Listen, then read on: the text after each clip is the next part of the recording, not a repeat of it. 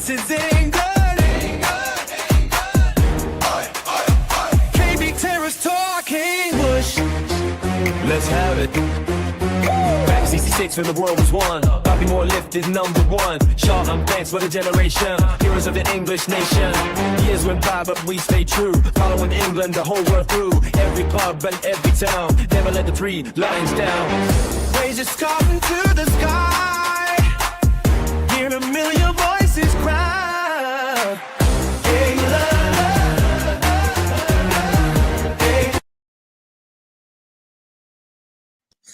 Good evening and welcome to our latest live watch along. I am joined for the first time actually by, as I know him, Spursy Luke. Luke, how are you doing, sir? I'm doing well, mate. I am doing well. How are you doing today? Yes, I'm good, thanks. I'm looking forward to this one actually because it's obviously the first big team to play in the World Cup this year. I think we've not had one. We've not had one so far, have we? Real big nation, have we? Name. No, not really. No, I wouldn't say so. We've had Mexico. We've had the host nations against fairly weak opposition. We've had the Swiss, which I'm fuming at the Swiss, as you can see from my little nameplate. I had two of them in my fantasy team, so I'm going to have to sub them out. To be fair, we'll just quickly talk about that game. It was unbelievable, really. Switzerland, the commentator said that they had 25 shots, and they've only scored from a penalty. So I don't know what's happened there, to be honest. Yeah, but not ideal, is it? My thought. I didn't watch the game personally. I was out at the time, but fair enough. As someone who captained the man who scored the penalty, at least I've got myself a decent whack of points. It's just the defense I'm really disappointed in. So, yeah. It was your classic, smash and grab. I can't remember Qatar even getting a shot away until the last minute, where it's literally a ball that's been played out to the wing, and it's a brilliant crossing. I don't know if you see the goal, but it is a superb cross, and the player who scored, he attacked the ball really well, so fair play to him. That got them the 1-1 draw. Right, let's just quickly look at the lineups. So we'll start with, have you got the lineups in front of you there, Luke, for any chance? I have them to hand, yes. I do have the hat. Do you want me to go through the Brazilians first? Yeah, you talk us through the Brazilians and how you think they'll set up. Yeah, brilliant. So it's looking like a 4-2-3-1 is how they're going to set up, with Alisson in goal. They've got Ibanez, who now plays in the Saudi League, formerly of Roma. So Roger Ibanez at right back.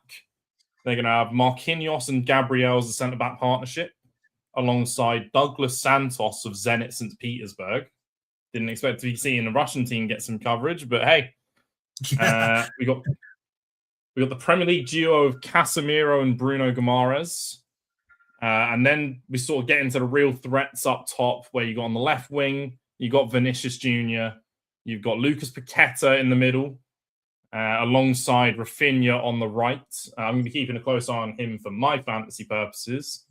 And then you've got the runner-up in the Golden Boot in the Premier League from Brentford, Igor Thiago, up top. So just on that line, though, there's one player I do want to ask you about, and the reason I want to ask about this player is because it's one of those players who tends to flatter to deceive. Now, I actually really rate him. I really rate him, but a lot of my friends don't like him at all. They think he's very overhyped, and so I just wonder what your thoughts were, and that's Vinicius Jr. What's your thoughts on Vinicius Jr.? Okay, Vinicius Jr. for me. For the national team, he's not really hit the heights he has at Real Madrid. If you look into the stats, I think he's got one goal in the last 7 or 8 starts for the Brazilian national team. So it's not great against the side in last World Cup, not last year's, but the last World Cup, who made it to semi-finals based off a good defensive record. I don't know how much we're going to see of him today in order to take on his man, but former runner-up in the Ballon d'Or as well. Yeah, so that's true. He's got the talent. He just needs to execute on an international level. Okay, fair enough, and I think I agree with that as well. And lastly, just before we move on to Morocco, quickly, so is it true that have I read that obviously? So you name a squad, don't you? I believe of like 26 or 27, 28, and then you have to let 3 go. And am I right in thinking that Neymar actually is now not here? Is that right? Were you aware of that? In the stadium. I think I saw him in the stadium, but I don't know if he's been let go. Well, I will double check that now for you. Yeah, sorry, according to Flash Scores, he says he's injured. So maybe he's here, he's just injured. Okay. Yeah, that's what I'm seeing. He's currently he's ruled out of the opener, not ruled out period the end. So I believe he is still part of the squad, just out currently. Okay, cool. Right then, do you want to move on to Morocco? I'm assuming there's not as many players you're probably aware of in the Morocco side. Although I'm just looking at it, and there are a lot of players that we do know. Yeah, so I'll let you go through that, if that's okay. Yeah. So we got Yassine Bounou, who was a big part of why they did so well last tournament. Won a lot of penalty shootouts for them. Very much penalty specialist. Did he play for Sevilla? He did play for Sevilla at the time, yeah. So he's gone to the Saudi League, but Saudi League, yeah. So we got PSG Hakimi, the captain of the squad. Now, formerly of West Ham, we've got Issa Diop, formerly French as well. So he has changed his nationality as Issa Diop. We got Chadli Riyad of Crystal Palace, a young centre back.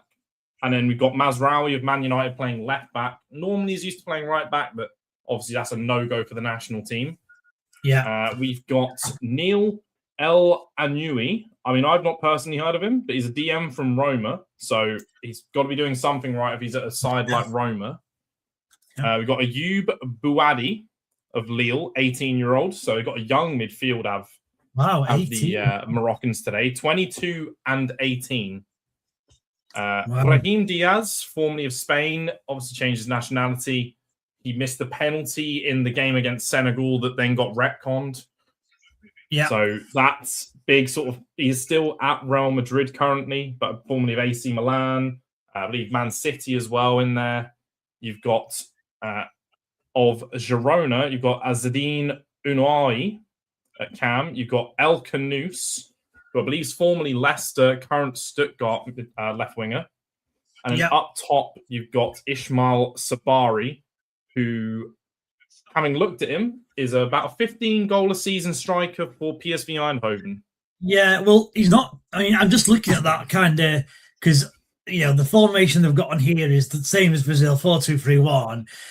I actually don't think he's an out-and-out striker. I think you'll find that the 4, so the 3 and then the 1, I think they're all more like attacking midfield. So it won't surprise me if they play, the new favourite. What's it called? False 9 formation. That's what I think, because that's Savara. I know he scored a lot of goals from wing or midfield or whatever, but he's definitely not a striker. I don't think anyway.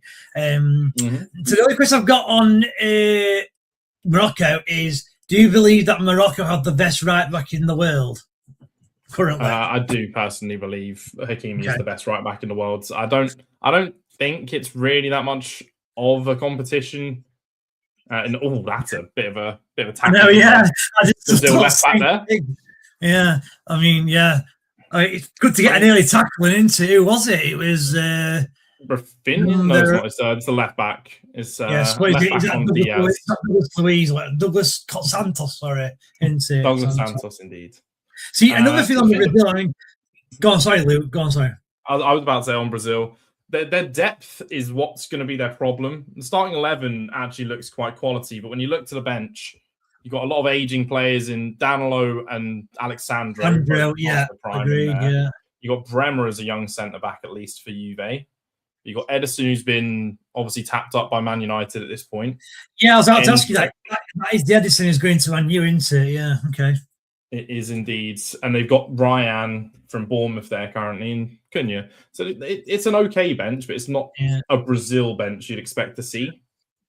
a lot of youngsters on there as well, though. I know you said there's experience, but you've got, Endrick and Ryan. I believe they're both 18. And then Lewis and 19. Ryan's 19, about to turn 20 in August. But okay, the same difference. Not much difference in terms that of Lewis Enrique. I don't think he's too old either, is he? I mean, he looks like 22. Oh, he's 25. Ignore me. He's 25. I mean, the main threat off the bench for Morocco, I thought I'd be remiss without mentioning him, especially a Sunderland fan, Dan, obviously being here previously. I remember being on a head-to-head with him, talking about Spurs and Sunderland. They do have Talby on the bench, so they do have him in that fluid attack. They've got Chemsdean Talby. He's a youngster. Yeah, I do know him. Yeah, I do know him. Yeah, for Sunderland, so he's available off the bench as well. 21. Another, to be fair to Sunderland, and we'll quickly touch on Sunderland, just because you mentioned them. Their recruitment of the last 2 or 3 years has been nothing short but exceptional, in my opinion. I mean, they even look like getting relegated from the Premier League. And to me, they've almost carbon copied like a Brighton. So it wouldn't surprise me if Sunderland are where Brighton are now in the next 2 or 3 years. What are your thoughts on that? Well, they already have got Europe alongside Brighton. They even jumped Brighton final day, I think. Did they? Okay, fair enough. I think Brighton are Conference League and Sunderland are Europa League. So I would say concerned about that. Yeah, what I would say though is, so Brighton are there consistently. Sometimes when a team does come from the Championship, and it happened with Sheffield United in the last 3 or 4 years, they sometimes have an exceptional year in that first year, and then they have that what's called second year syndrome where they will struggle. So what I mean is the future of Brighton, fair enough, but I think they're going to stabilise in the position they are now rather than have a second season where they are struggling. That's what I was trying to say. Do you agree with that? Or I don't. So when I asked an interesting question the other day to, I believe it's Phil, along with Tom and Ben, about everyone seems to think the teams that went up are going to go straight back down. Who you think would be most likely to finish 17th? And you've gone Sunderland. And I went Sunderland just because, they've got Europe to focus on now as well. A team that's fresh up from the Championship a year later. You got second season syndrome with Europe. And they did struggle in the second half of the year. A lot of their form was the first half of the year. The signs are there that they might struggle. But okay. I'm not saying they go down, but they would be the ones most likely to be flirting with 17th to 16th sort of range. To be fair, you're right. Because they did have a really good first season. It's as though teams worked them out a little bit, and that's why they struggled in the second half. So I take your point. Right, we've actually got. Sorry, go ahead. No, you're right. Go on, Luke. Go on, Luke. You're right. I compared it to Leeds when they got promoted, got 10th the first season, and Bielsa. then relegated the next. Okay. Bielsa, yeah. Okay, that's interesting. I mean, I guess because look, at the end of the day, transfer recruitment is probably the biggest thing for every single club. And it doesn't matter if in Premier League, in League Two, Conference, it's the biggest thing. Is Morocco going to score here? Big chance. Yeah, big chance, Morocco. And clear. So that again, my Luke. Oh, I was doing commentary on there as well. Oh, sorry. Yeah, I have to say, because obviously Morocco started really well here, to be fair. We have got, by the way, Luke, we've got 200 people watching us. So anyone who's watching this, thank you for watching. I mean, I know it's really late. I'm hoping you've all had a good drink. Obviously, Saturday night, should be enjoying yourselves. Brazil, Morocco, it's going to be, it looks like they're still to a good game, this, because Morocco have started really well, to be fair to them. They're attacking. A few comments. So, King Bush, evening, lads. Evening, Lee. How you doing? Luke, Bert, Spurs are doing back-to-back. Hope you're ready for our 2 a.m. stream. So there you go. I am indeed. That's the question for you, Luke. So, of the 2 games, which game do you think you're looking forward to the most? This one or the Scotland-Haiti game? I mean, it's a no contest. You've got 2 good nations here, a semi-finalist and a consistent quarter-finalist. So I'd say this has potential to be a really good game. Not so many goals. I could see potentially McTominay and Scotland having a bit of a aggressive game against Haiti, sort of putting a stamp on that. So there might be more goals in that game. Okay. But I think this will be the much more entertaining game. Okay. And just quickly, what's your score prediction for this game? Brazil, Morocco. Well, if you'd have asked me pre-game, I would have edged it to Brazil. But with how Morocco have been starting, Morocco have definitely been on the front foot. Unfamiliar faces in this team. How often's Igor Thiago played with the likes of Vinicius Jr. here? What kind of styles Ancelotti going to have them on? Before anything happens, I'll commit to what I said pre-game of 2-1 Brazil. Okay, Brazil. That's exactly what I've gone for as well, 2-1 Brazil. And I'll just read some comments there. I've got another question for you, actually, with regards to Brazil. Absolutely. So, great chuffed. Evening, lads. Have a good watch long yet. Cheers. You too. Hope you're watching all the way through. Reckon Sunderland are fighting relegation battle next season. Again, that's from Ray Chuff. That's what Luke thinks as well. I'm not so sure myself. And that's the comments up to date. So, again, we've got over the number of people watching this is just it's increasing quite big. It's 250 now. So, again, anyone who's watching, brilliant. So what I was going to ask you, Luke, was, so I don't know how old you are, but obviously Brazil are renowned for having, attacking players. They've never really been so good defensively. They've always had, really good attacking players. Neymar, Ronaldo, Ronaldinho, Rivaldo, etc. Now, they've got a striker, Igor Thiago, who is was he currently playing for? Is it Brentford? Right. Now, don't get me wrong, he had a really good season for Brentford, but do you think this lad is good enough and strong enough to lead a Brazil line and have kind of the whole nation on his shoulders? Because, that striker spot for Brazil, you have to be at it. You have to be 100% because you're going to get compared to the likes of Ronaldo, the likes of Adriano, these sort of players. So do you think he's got that in him, or do you not think he quite matches up to that? I'm going to say a bit of both. So I don't think he matches up, obviously, remotely to the likes of those. But at the same time, do you really need to? I mean, as a Spurs fan, I've watched Richarlison enough times that he led the line previous World Cup, scored a bicycle kick. Richarlison's not a top tier. I don't rate him, Luke. I don't rate Richarlison at all. I like him because he's that kind of player that sort of gets in the trenches. He's always up for a fight, very passionate. So I'm all in favour of him, but at the same time, it's what can he bring to this? Will Igor Thiago be involved? Will he be just strictly a target man? Is that really how Brazil want to play? Or is he going to be able to get a bit more involved in the link-up play? Because whilst he did score a lot of goals for Brentford, I think he only got 1 assist, so he's not really that kind of yeah. Is that not, though? Really so that in itself, though, is that more to the way Brentford play? Because the way Brentford play, it's almost like each player has a specific job. Now, you want your striker to score goals and assist, really, in a perfect world. But sometimes you might just want your striker just simply to put the ball in the net and not really get involved in like the build-up. And is that what you think that's what Brentford are like? Because that's how I see it. I think the fact he's got just the 1 assist and he's got 15, 60 goals, whatever it were, would suggest that's what they do. Would you agree with that? Or yeah, I think it was as high as 22 goals come the end of the season. Actually, he's 22.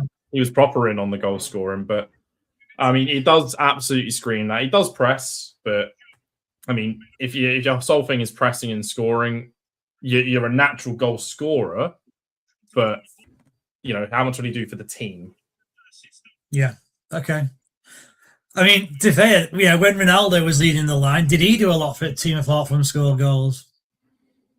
I mean, yeah, I can absolutely hear that point. But you'd say he has a certain flair, a Brazilian flair about it, at least. Yeah. This is very so who was your? So like I've mentioned that, the reason I keep mentioning Ronaldo is because Ronaldo is literally my all-time favorite striker. He was in his prime when I would have been, 15, 16-ish. So, from a Brazil point of view, what sort of players did you kind of like growing up? Yeah, I very much grew up. I'm a 1996 boy, so I very much grew up around that sort of golden era of the mid 2000s, the early to mid 2000s. Same as me, yeah. Ronaldinho on the front of FIFA Street. You know, you got all that sort of time. So I grew up with that. Same. Very much always couldn't help but fall in love with someone like a Ronaldinho or even a Kaká. Yeah, I agree. Like agree. You know, and it's funny because obviously they've got, I don't know if you're looking at, they've got the stats up now, haven't they? And fair play to Morocco. I mean, 6 attempts at goal already. We've only had 12 minutes. It's a cracking start for them. I do worry, though, that, you know, against a team like Brazil, when you are on top, you really need to be scoring because, you know, Brazil are going to have a period in the game and Brazil will probably have the most of the game as well, I'd say. And the Brazil are attacking now. Vinicius Jnr. Sin. Oh, is this his header? I don't. Oh, I don't know. That's what you're there for. That's what he's there for. He lives off that. I have to say that I mean, Vinicius Jnr. fair play, that were excellent by him, and then how does he miss that? Taking on Hakimi as well. It's not like it's an easy job. He's just gone too far forward. He's run too far forward. If he's a step further back, he's got a beautiful header there. Can't miss it. And he's got too eager. And that sums up football in 15 minutes. You've had a team who've completely dominated, and then the other team have the biggest and best chance of the game so far. Right, Tom Brown, no Scotland, no party. Tom Brown, this is the most tactical analysis of KB World Cup thus far. We do try our best, Tom. Morocco looking good early on. Is it me or is the whole Brazil team wearing pink boots? Either way, it looks good. Can't beat the Brazil yellow and blue kit. Yeah, I have to say the Brazil kit is iconic, into yellow and blue. There are a lot. I think there are obviously some boots are pink, but I think some are red, which would probably look pink from a distance. Any thoughts, Luke, on that? Well, on the pink boots, I mean, the only clip I ever think of when I think of pink boots is the Goldbridge clip of Phil Jones. So, I mean, I can't help but think of that anytime someone references pink boots. It's the pink boots, Marcus. It's the bloody pink boots. Yeah. Danny, evening, lads. Thiago will score, but I think there's more pressure. More pressure will be on Vinicius and Rafinha. Agreed. I agree with that. His follow-up comments hilarious as well, considering that. Two minutes later, he's called him Igor Hugo. Yeah, I know. I know you've seen that. So Rachel, although not much happened yet, the first 10 minutes have been 10 times better than the whole Qatar Switch game. Could have done nil but yeah, I agree with that. And then you're right, Danny, is that Igor Hugo up front, which I think is also on Hugo. We at this channel like Jordan Hugo, to be fair. For those Rotherham fans who are in the know, that is. Anyway, you'd have to put up with him next year because obviously we've not got him anymore. Ooh, wasteful. So I've just seen a shot of the Brazilians in the crowd. There was Ronaldo there, Roberto Carlos and Kaká showing up. My problem with Brazil at the moment is, firstly, what are they playing? Maybe a 4-3-3 more than anything else right now. But their midfield seems to be where they're struggling. Like if you look at where they've been going wrong, it seems like Morocco and their young midfield have been absolutely crowding out Bruno Guimaraes and Casemiro. So they're quite Casemiro is playing almost like a 10 right now. Like he's playing behind 2 seconds. Very much a fluid formation. The only players who you can see like sticking to positions, obviously the centre halves and then the two wingers, because Rafinha and Vini Jnr. do seem to be out wide. Like the ball at the minute is on the right hand side. If you look at Vini Jnr., he's literally at the other side of the pitch. So they're obviously stretching the pitch. I don't even know if that's like. I don't think the wingers are even sticking in position. I think Rafinha's playing more down the left now. Yeah, but I don't know what formation they're playing. That's Rafinha now, isn't it? Yeah, that's Rafinha on the left. You can play either side, but what formation are they playing if Vini and Rafinha are on the left? I wonder if Rafinha's then playing the number 10. I wonder if he's like the number 10 then. So obviously you've got your two wingers because Vini Jnr. is definitely stopping out there on left wing. He's not moved from that left wing at all. Yeah, I mean, maybe they've got multiple 10s here. It's a very Rafinha's alongside Thiago right now, and well, I think if you look Paqueta's right, one on the right. when you look at the formation earlier, what site were you looking on? I was looking on FOTMob. It looks like it's showing now 4-4-2. Well, on Flash Scores, they're still sticking at 4-2-3-1, but they have put Rafinha now at number 10, and they've got Lucas Paqueta on the right wing. So that's changed. Mine's showing a 4-4-2 now on FOTMob with Thiago and Vinicius up top. Then. Supposedly Vinicius. I mean, I don't agree with it, but it's just an incredibly fluid formation. Okay. It looks good. Like Brazil are almost. Do you know what this reminds me of? My dad told me a lot of stories of the 60s and 70s versions of Brazil recently. Yeah. Just unrelated. And it's sort of given me vibes of that, where you'd talk about there was 3 defenders back in his day, and you'd have 5 attackers, you'd have sort of the striker, you'd have then 2 are further out, and then you have 2 more that you then call wingers. That was the sort of the Jarzinho, Gerson, Pele sort of an era, and a couple others. But it seems to be very much playing fluidly on the front foot. Chance. Yeah, he should have done better there, I think, Vinicius Jr. It's got caught under his foot for a second. Like if that's in motion, suddenly he's through. I mean, Brazil now. I mean, obviously Morocco did start really well, but Brazil they've got into the game, and now they're slowly getting on top. Well, I think they've seen how Morocco is setting up, how they're allowing Brazil space at the back. They're doubling up in the midfield, so the chances are going to be out wide. They doubled up Vini Jnr. out wide, so there's a lot of doubling up the man that you're going to find someone free.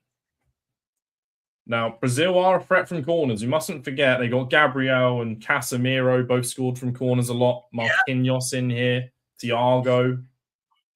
It all depends on the delivery. Banners, I think, is quite tall as well.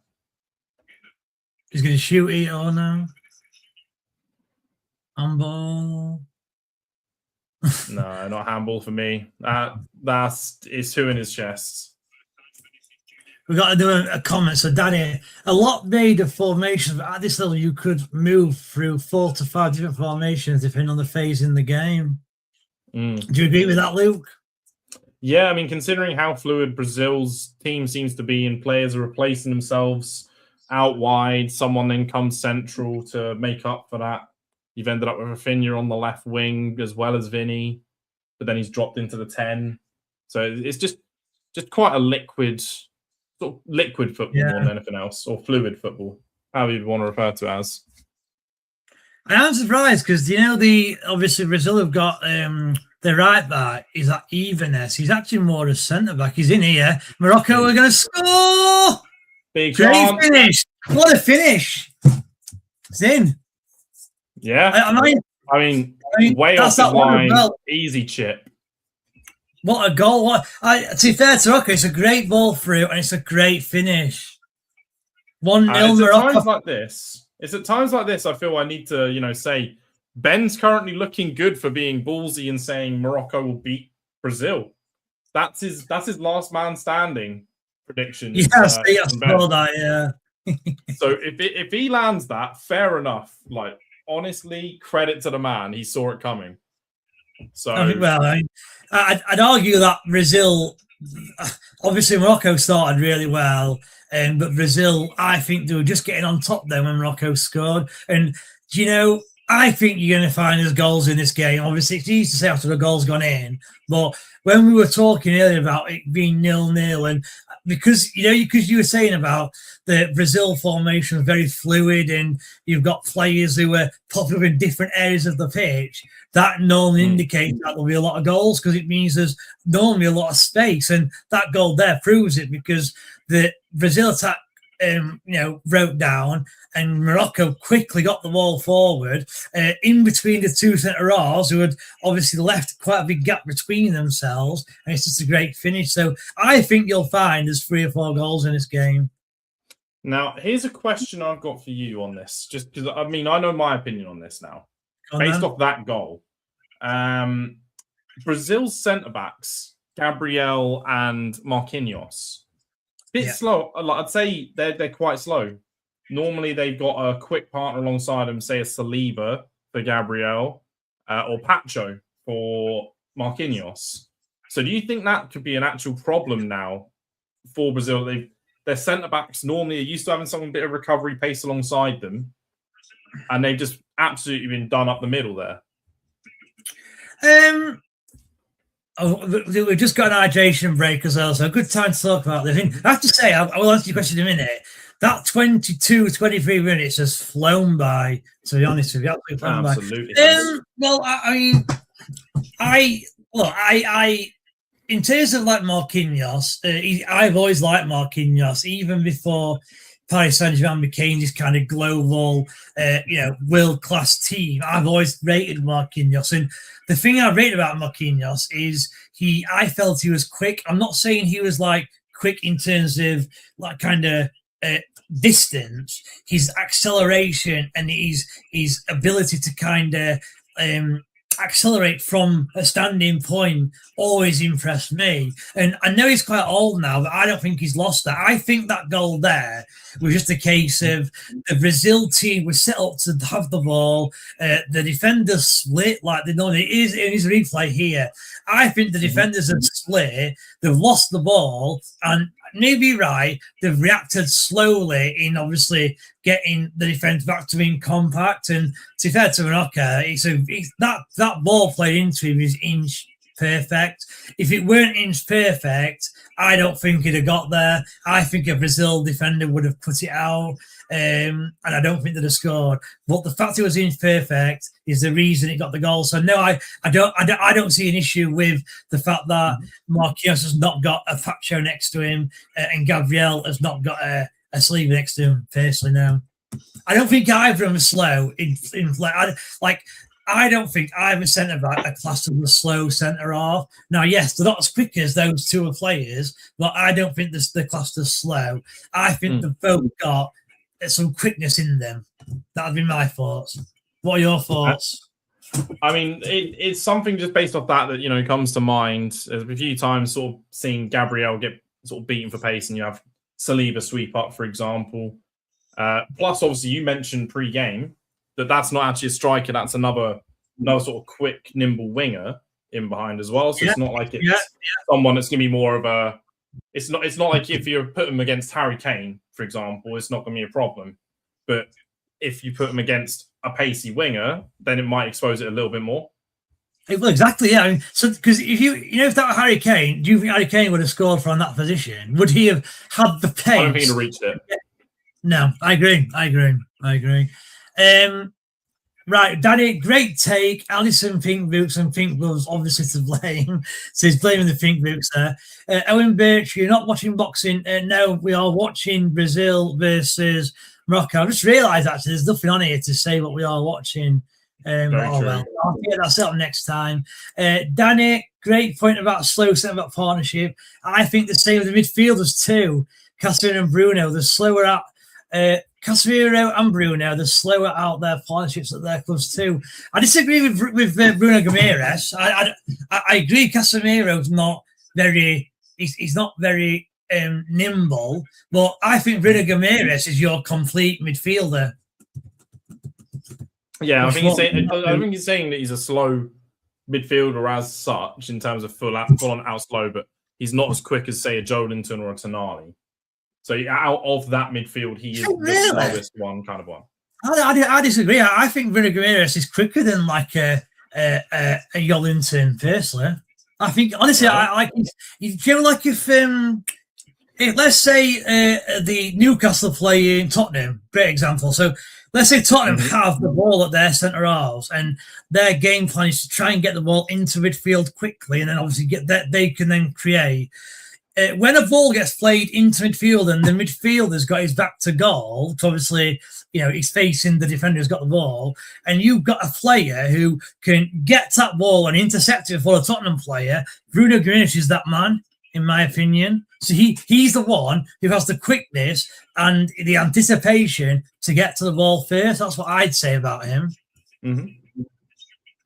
I can see it, but he's quite. I mean, I'd say Newcastle in general like Joelinton and say a Bruno G are probably similarly paced. One's way more of say a destroyer, gets stuck in, whereas I'd say Bruno G is more of he does press. Don't get me wrong, but he's much more of the going forward threat than say the Joelinton type. Like you ask one of them to play defensive, it's going to be the Joelinton more than it would be the Bruno G. Which is interesting. His skill set's a little bit further forward, in my opinion. Okay, which is interesting considering Joelinton used to be a striker. That is an interesting point. Tom Brown, why are Brazilians obsessed with the public region, with the pubic region? I think Tom's probably had a bit too much to drink there. Maybe. I mean, to be fair, the only thing I can think of with that is every time Gabriel concedes, he seems to grab his shorts and pull them up. Maybe that's what he's referring to. Okay. If you see him, he'll sort of get upset and he'll just drag his shorts up like that, and that's the only thing I can think that would be that Tom could be on about here. Luke, we've got 500 people watching us at the minute, which I actually find unbelievable. Yeah, I mean, everyone who's watching, really appreciate you watching, and get your comments in. We'll try and get a conversation going because me and Luke are talking about our setup and how Brazil are playing, how Morocco are playing, and I'd love to hear what you're thinking in the comments. Obviously, Morocco are leading. Do you think Morocco are going to go on and get another? Do you think Brazil can still win the game? I'd love to know what people genuinely do think. I mean, as I said, I think there's another 2 or 3 goals left in this game, personally. I mean, Morocco currently have a threatening free kick position in line with the 6-yard box. As well. Free header there as well. Cleared only as far as the will do, Luke. Are you right? Wait for this attack. Oh, yeah, beautiful little ball here. Doesn't quite get the shot off, but still alive. I think Raheem Diaz there needs to look left. I think he needs to look left. There's a man open. Luke, tell me what minute and second you're on because I think I'm ahead of you, and I'll pause mine so I'm in line with you. Mine is 29:20 right now. Okay. So it's 25. So currently 30 for me right now. Oh, you've gone ahead of me now then. So yeah, but as soon as you said 25, as soon as you said that, I was like, oh boy. All right. Let me try and pop it forward again. Right. So, because she wants us to put the score up, by the way. Let me know where guy put the score. What do you mean put the score up? What Tom had before with the banners. I don't know what you mean because Lee, apparently Tom, he created like all the headers, and I've not got any headers. I didn't realise you have to create them. So I've not got the score. I mean, I'll try and create. I can try and create something now. What? So sorry. What you want now? What's your minute and second? And I'll try and match it to you. 30-10. Right. 11, 12. Shot Tom Brady in the crowd, I believe. 14, 15, 16. Right. I'm on 20, 21, 22. Is that around yours? Yeah, that's where I think we're lined up. We just finished looking at Tom Brady. Okay. So it's because at the minute I've seen it before you. I don't want to spoil it for you. You see, so right. All good, mate. Maybe I should create a score thing then. I don't know. I mean, I'm just not. If you want to sort of start working on that, because I don't have access to. So I don't know if you want to start working on that. You think you create it yourself. Let's see if Tom will create it for us. Tom, because you're still there, can you do us a favour and just create a score for us and send it us? Oh, Lee's here now. Anyway, I've got Lee Bush here. Welcome, Lee. Welcome in, Bushy. So you got light. He's gone. He's gone, Lee. All right. I think he's in here sort of. Maybe we've got an attack here. Brazil, yeah. Balls to Bruno G on the edge of the box. Played out wide to Vini Jnr. Then we putting this across. What a goal! Finish. Vini. Brilliant. Beautiful individual goal there. Brilliant that. I mean, we were questioning Vini Jnr at the start, and to be fair, he's been probably Brazil's best player. He obviously created the chance for Thiago, and that is an exceptional goal. And I told you there'd be loads of goals in this. And you were saying about Ben and Ben getting it right. I think you went a bit too early there. he might still be right. Morocco have looked the better of the two teams, in my opinion. They've You see, that's the other thing, right? Obviously, it's just pitched there to the Brazil manager. I think a lot of people keep forgetting that Brazil's arguably got the best manager at this World Cup because, you know, if you look at who's won what, he's done it now for us, look, Lee. So, by the way, Lee, it's 1-1 if you do that for us. It's now 1-1 if you can change it. I'm hoping you might be able to, but I mean, so looking at that, you have to ask questions of where's Hakimi in all this? Where's number 2? You don't see him in the screen. Yeah, that's a great point. Right back, where is Hakimi here? I was thinking that Hakimi been turned inside out, but maybe he's gone down further up the pitch and we didn't see it. But it looked like, you know, the DM was having a cover in there, Diop was there, but no sight of Hakimi. No. Again, it's another kudos to Vini Jnr because he's against Morocco's best player and he's still crewing up trumps at the minute. So, yeah. So as I was saying, Luke, Brazil have probably got the best manager at the tournament. Would you agree with that or not? Yeah, you put him definitely up there. He's the most what's the term for it? Most decorated manager. But on obviously an international stage, would you say take a Didier Deschamps over him? Maybe that's about the only one you'd sort of look and have a word and go. Maybe you'd have a Deschamps. Other than that, yeah, Ancelotti's one of the most decorated of all time. Let alone just in recent years of Real Madrid. Obviously, I think he's won each of the top 5 leagues. What? Deschamps? No. I'm talking about Ancelotti at this point. Ancelotti, He's won 4. Has he won the league in Ligue 1? Well, he's won. I think he might not have. No, he's not winning Ligue 1. No, he's obviously won in Serie A. He's won in La Liga. He's won in England. I think he's winning. Yeah.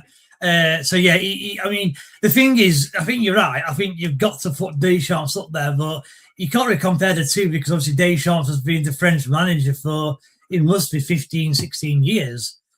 I think he's only ever had one club job, Deschamps. I think it's a good bowling. Full whipped in. Yeah. Okay, Morocco the same possession, but on halfway. A brilliant game, this. A very good game of football. Rafinha doing the hard work here, pressing from the front. And it's been punted long by Bruno straight to anyone who's joined. The score is currently Brazil 1, Morocco 1. It's been a very good game. Morocco had the first probably 5-10 minutes. Brazil then came into it. Morocco then scored on the counter. After their goal, they then started getting on top, and then Brazil scored, if you like, on the counter. So, very interesting game, and it could still go either way. So, yeah, it seems like that kind of a tournament where there's going to be a lot of smash and grabs. Yeah, so far we've seen it a lot already. I mean, whilst it's not great, I mean, still you see some underdog situations like Qatar poaching a late goal. Obviously, whilst that's great for the tournament. You know, gives us a little bit more drama because I thought Switzerland were going to absolutely cakewalk that group. Yeah, same. But suddenly now, a little bit of jeopardy comes in. You're not one. Who's your last man then, Luke? Who's my last man? Yeah. Oh, last man standing, Scotland. Yeah. Who, sorry? Scotland. Yeah. Same as me, yeah. Scotland against Haiti, yeah. I think if Scotland don't win tonight, there's going to be a lot of upset people and not just Scottish people. A lot of people are going to back them. You go for a weak matchup. I know Rachel went for the Swiss because that is also quite a weak game that they were playing against Qatar. And it looked like they had it sewn up for quite a while. But it's what happens when you don't take your chances.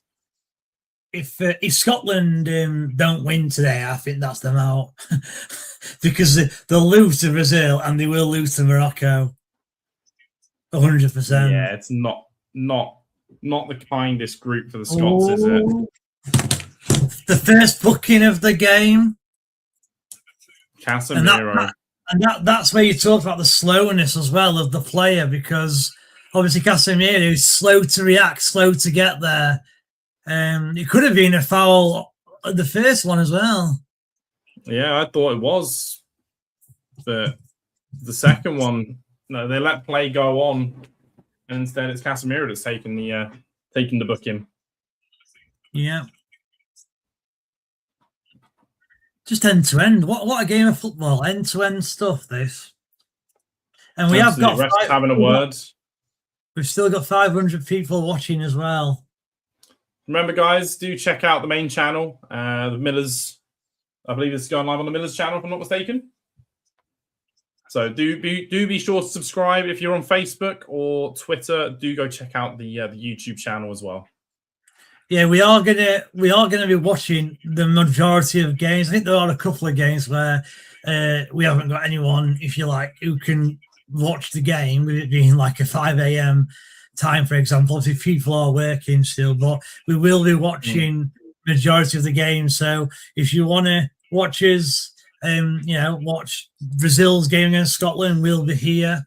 England as well. Obviously, England on Wednesday. We'll have people watching that as well.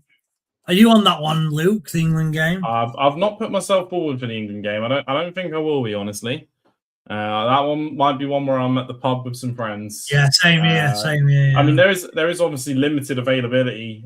We are currently scheduling ourselves for these. So I think there's one left, isn't there? If I remember correctly. I think so. But yeah, obviously gets a lot of different sort of members of the community in here. Talking of in here, Rafinha's sort of dribbled down the side. Brazil got a ball in a good spot with Paqueta, laid off to Bruno G. Getting stuck in. I'm going to say they're getting stuck in, aren't they? It is quite a game. Currently got breakaway again, but just behind the man. And Gabriel's sort of retained possession. And Rachel not happy with the Swiss as we thought we wouldn't be. Yeah, the Swiss can swivel. I mean, I'm not happy with them either. I'm gonna have to make subs on my fantasy. So one game. The Belgians are surely going to keep a clean sheet against the Egyptians. I hope. No Salah in the side. I'm not sure. With what else though? I don't know. It's Mo Salah in a dream, I'm pretty certain. I'd tell you who has struggled in this game, and we obviously mentioned him at the start as well, is Thiago. That's the first time then I saw him actually get involved and he lost the ball straight away. Yeah. Do you think they need to bring someone like an Endrick on? Just a young sort of attacker? Do you think that's what they're going to need to bring this attack alive?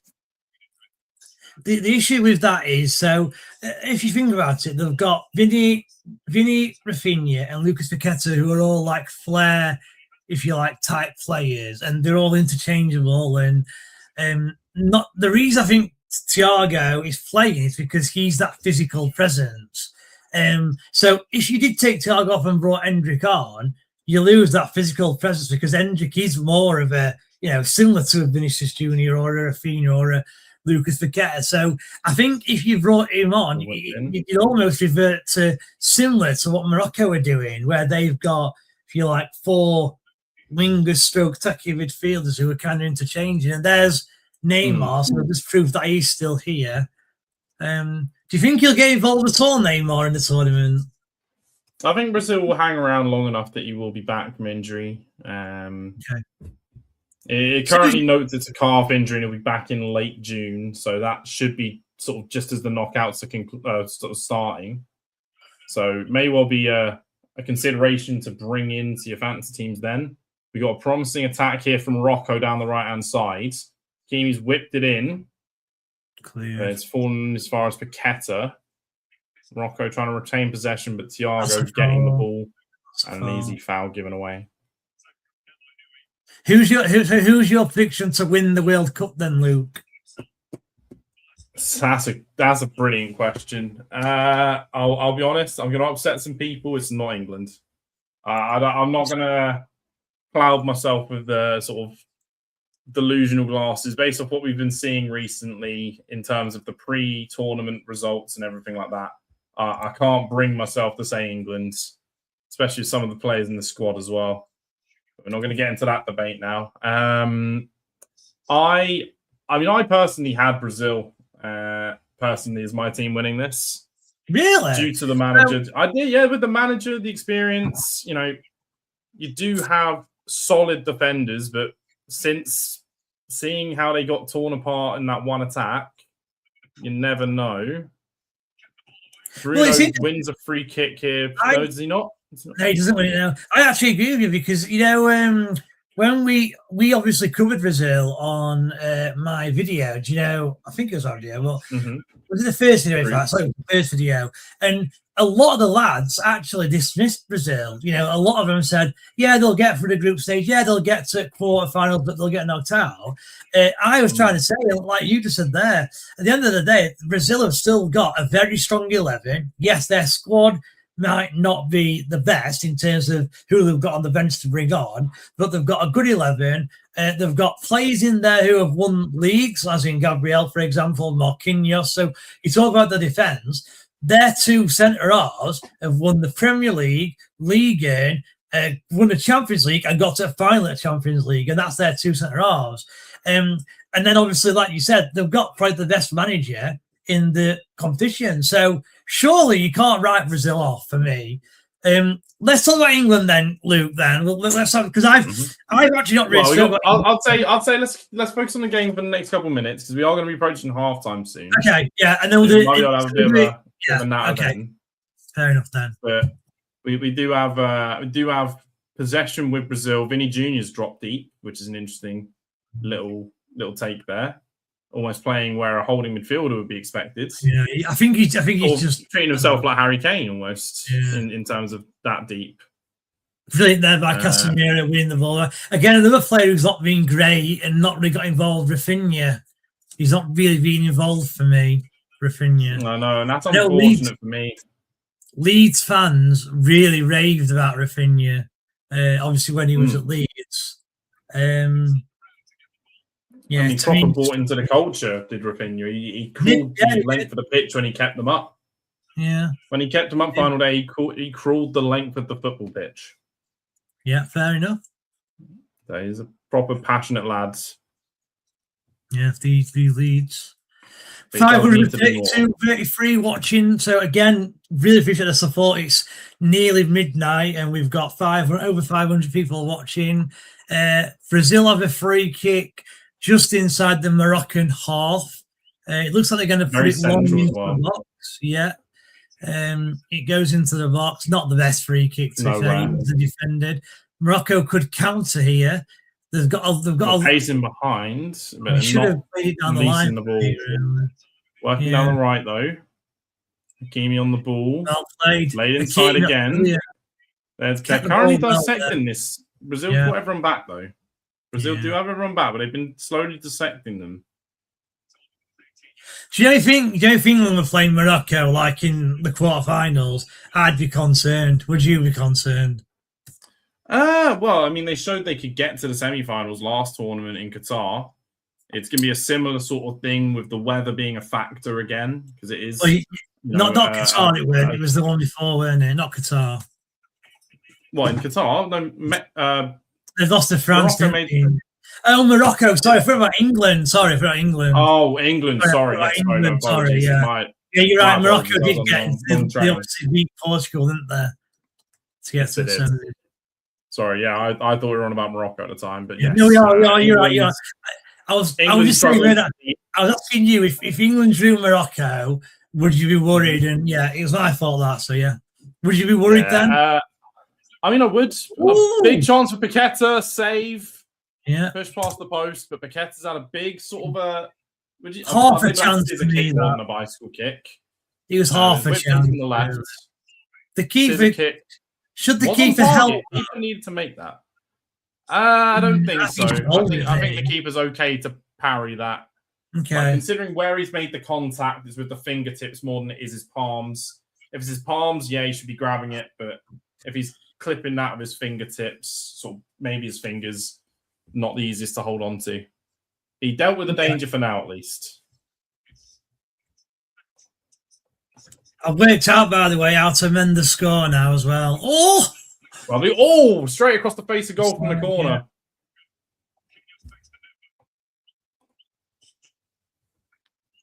Yeah, as I said, I've worked out now how to change the score if we need to. Now, again, what could happen here, actually, if that actually is confirmed to be a Moroccan that's hit that, obviously VAR can change corners that are wrongfully not given. They're not given extra time to do it. Yes, they can. For this tournament specifically, you can. There's no extra time allowed. But if VAR spots a blatantly wrong corner or something that should be a goal kick, then it will let the referee know and it will overturn it. Right, okay. No monitor or anything. So that's something they can do, I believe. Well, there was a change last. Did you watch the USA game last night at all? I didn't watch it, but I watched the highlights, and there was one that should have been given, but wasn't. Well, I'm on about the free kick on Almiron. So Almiron got to the byline, you've gone down. Referees give a free kick and booked the USA player. The free kick was taken and cleared, and then when it was cleared, the referee put his whistle to his mouth and went to VAR and pulled it back and cancelled the yellow card and gave USA the free kick for simulation, and the free kick would have been taken as well. So I mean, I'm not sure I agree with that. I don't agree with that. I don't agree with that personally. I mean, I remember as a Spurs fan, there was the famous Diaz situation where he was blatantly onside, but then the goal's been given as offside, and Spurs have played their quick free kick, so they couldn't do anything about it. Like, there's sort of a horrible middle ground, I guess. But that looks to be half time. That's half time, yeah. So a quick sum up: Brazil 1, Morocco 1. Brilliant game of football. I think it's fairly even. Morocco started well. First 5-10 minutes. Brazil then came into the game. Vinicius Jnr. is really moaning to the referee about something. Not really sure what that's about. I'm not sure what he has anything to be upset about. But he's always moaning though, Vinicius Jnr., to be fair. Morocco took the lead. Counter-attack. It was a great through ball and a very good finish by the lad, Saviri, I think it was. And then Morocco got on top. And then as Morocco got on top, Brazil equalised. A great goal by Vini Jnr. They've got the stats up here, and it does look an even game. Morocco have slightly higher XG. I don't know if you like that stat yourself, Luke, but they have a slightly higher XG. 0.9 to 1.2, and the game's kind of swivel between Morocco dominating and Brazil dominating. So yeah, great game of football. I'd say a draw is a fair result at the minute. What are your thoughts, Luke? Yeah, I mean, it's been a great back and forth game. I personally, when it comes to the XG stat, it's a bit hit and miss. Like when the great example I have nowadays that I use is Hull City, honestly. Hull City's XG, both for and against, if it was literal, they would have been either relegated or fighting relegation. Instead, they overperformed it that much, they got promoted. Yeah. So, whilst it does help in sort of assessing the quality of chances a team gets, at the same time, it's a lot of getting into theoreticals and,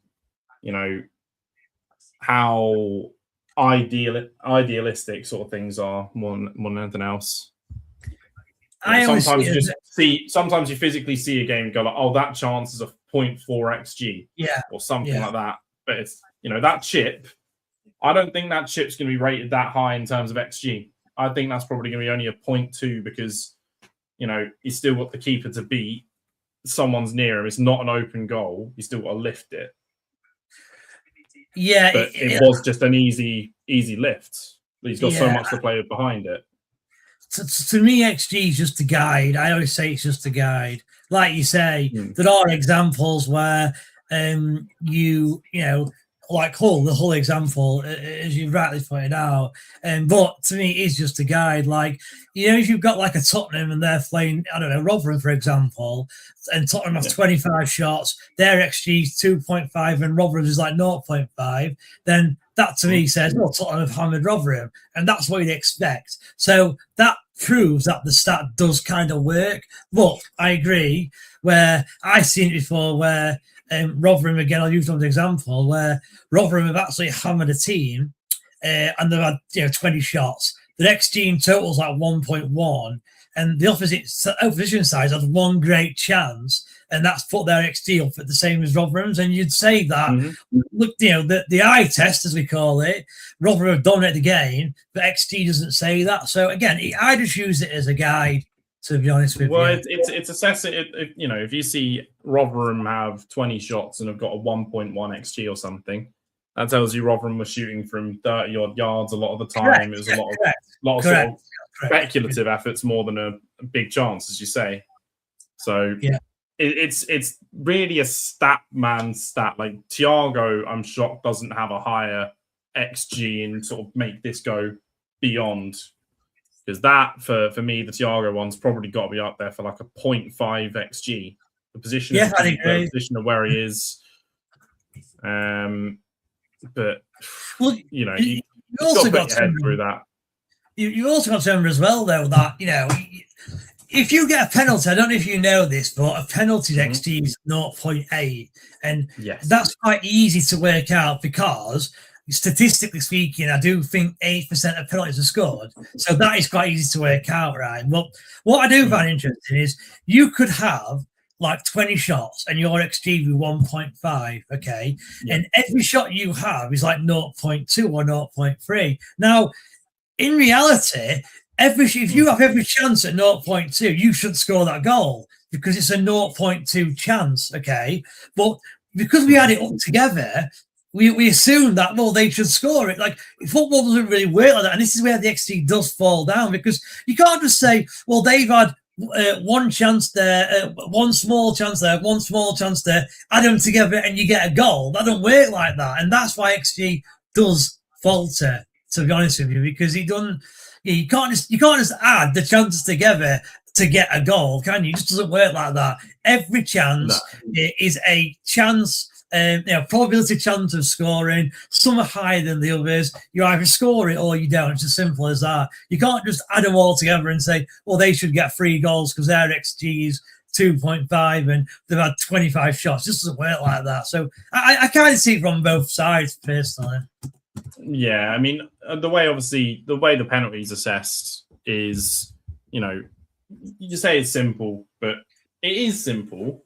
If you compared a normal shot in a game from the same spot, you've got defenders around. That's why suddenly it's not a 0.8 when you just shoot from there. Yeah. You've got defenders trying to block. You've got if you have the same situation with defenders around, it'll probably be a 0.2 or a 0.25, for example. It'd be lower, but just because you've got someone that can block you, certain angles aren't available to you.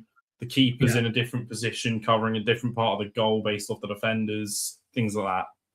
But that's sort of how I explain XG to people. Is penalties 0.8 because, there's a little margin for error, but it's one of the best chances you can get, barring literally kicking it in on the goal line.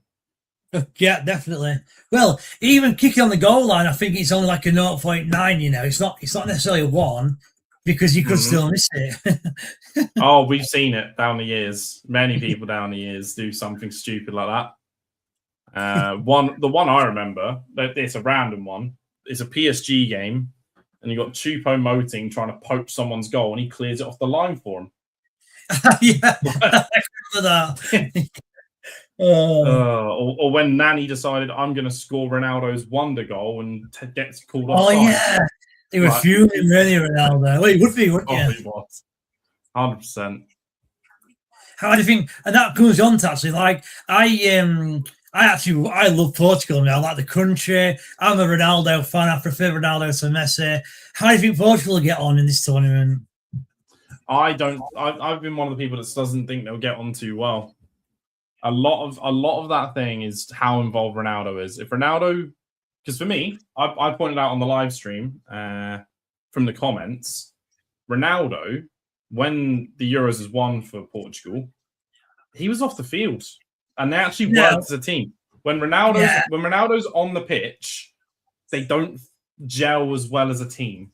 Like, it feels a little bit more clunky as a team. Ronaldo got injured in the first half of that game in the final, and then you had Ed Air on instead. Ed Air, I think, peaked at playing for the likes of Lille and Swansea. So it's not like he's a top quality striker replacement, but he scored because, well, Lloris was injured, but he scored from way out. The team played a lot more as a unit rather than as individuals. And I agree with that. That's, I think, the problem is that with Ronaldo on the field, it feels like they're more a group of mercenaries, a group of individuals than an actual team. I do half agree that. What I would disagree with is so in that tournament, Ronaldo solely got Portugal into the final himself, though. Like, I can remember they drew 3-3, I think, with Hungary, and he scored all three. He went for Ronaldo against Spain, I believe, as well. Late free kick against Spain. A different tournament, that one. But he did score 3 against Spain. Yeah, but that was his tournament. Yeah, he, like I said, World Cup then. I think he was a World Cup. Yeah, I don't know for definite, but it definitely wasn't the 2016. I think it was 2016 when it weren't it. 2016. So yeah, I think, 16 was Euros. I'm not in 2018. I'm thinking of then. It could have been, yeah. Look, I agree that, like, especially now that Ronaldo is, he's my age. He was in my year at school, funnily enough. So the fact that he's now 41, he really shouldn't really be playing. He shouldn't be the number one starter. The only issue I've got is can you name another Portugal striker who deserves to get in front of Ronaldo, though, for them? Because off memory, no. I mean, obviously, you'd have had the late Diogo Jota available. He's even named in the squad. He's not an out-and-out striker, is he? Jota. He's more a winger. He was a left winger or a centre forward. He wasn't a dedicated striker. He'd sort of play maybe a false 9-10 sort of a role or on the left. The only one they've got is Goncalo Ramos, but he doesn't play enough for PSG to warrant a start for Portugal. And that's the issue, because I can't think of no Portuguese striker. They've got like Rafael Leao. Again, you can play him up front, but he's better from the left wing. So they're not going to play him up front. So Ronaldo will start purely because there isn't another striker who deserves to play. As we see in Scotland, you've seen the Scotland team? I haven't seen the Scotland team, Hanley and the likes. Let me ask you then. So I actually said on one of our podcasts that I actually want Scotland to do well. I really do. I have no animosity towards him. I hope they win and go through. Where do you stand? Are you supporting Scotland this one, or do you want them to get knocked out like a Roonless fan does?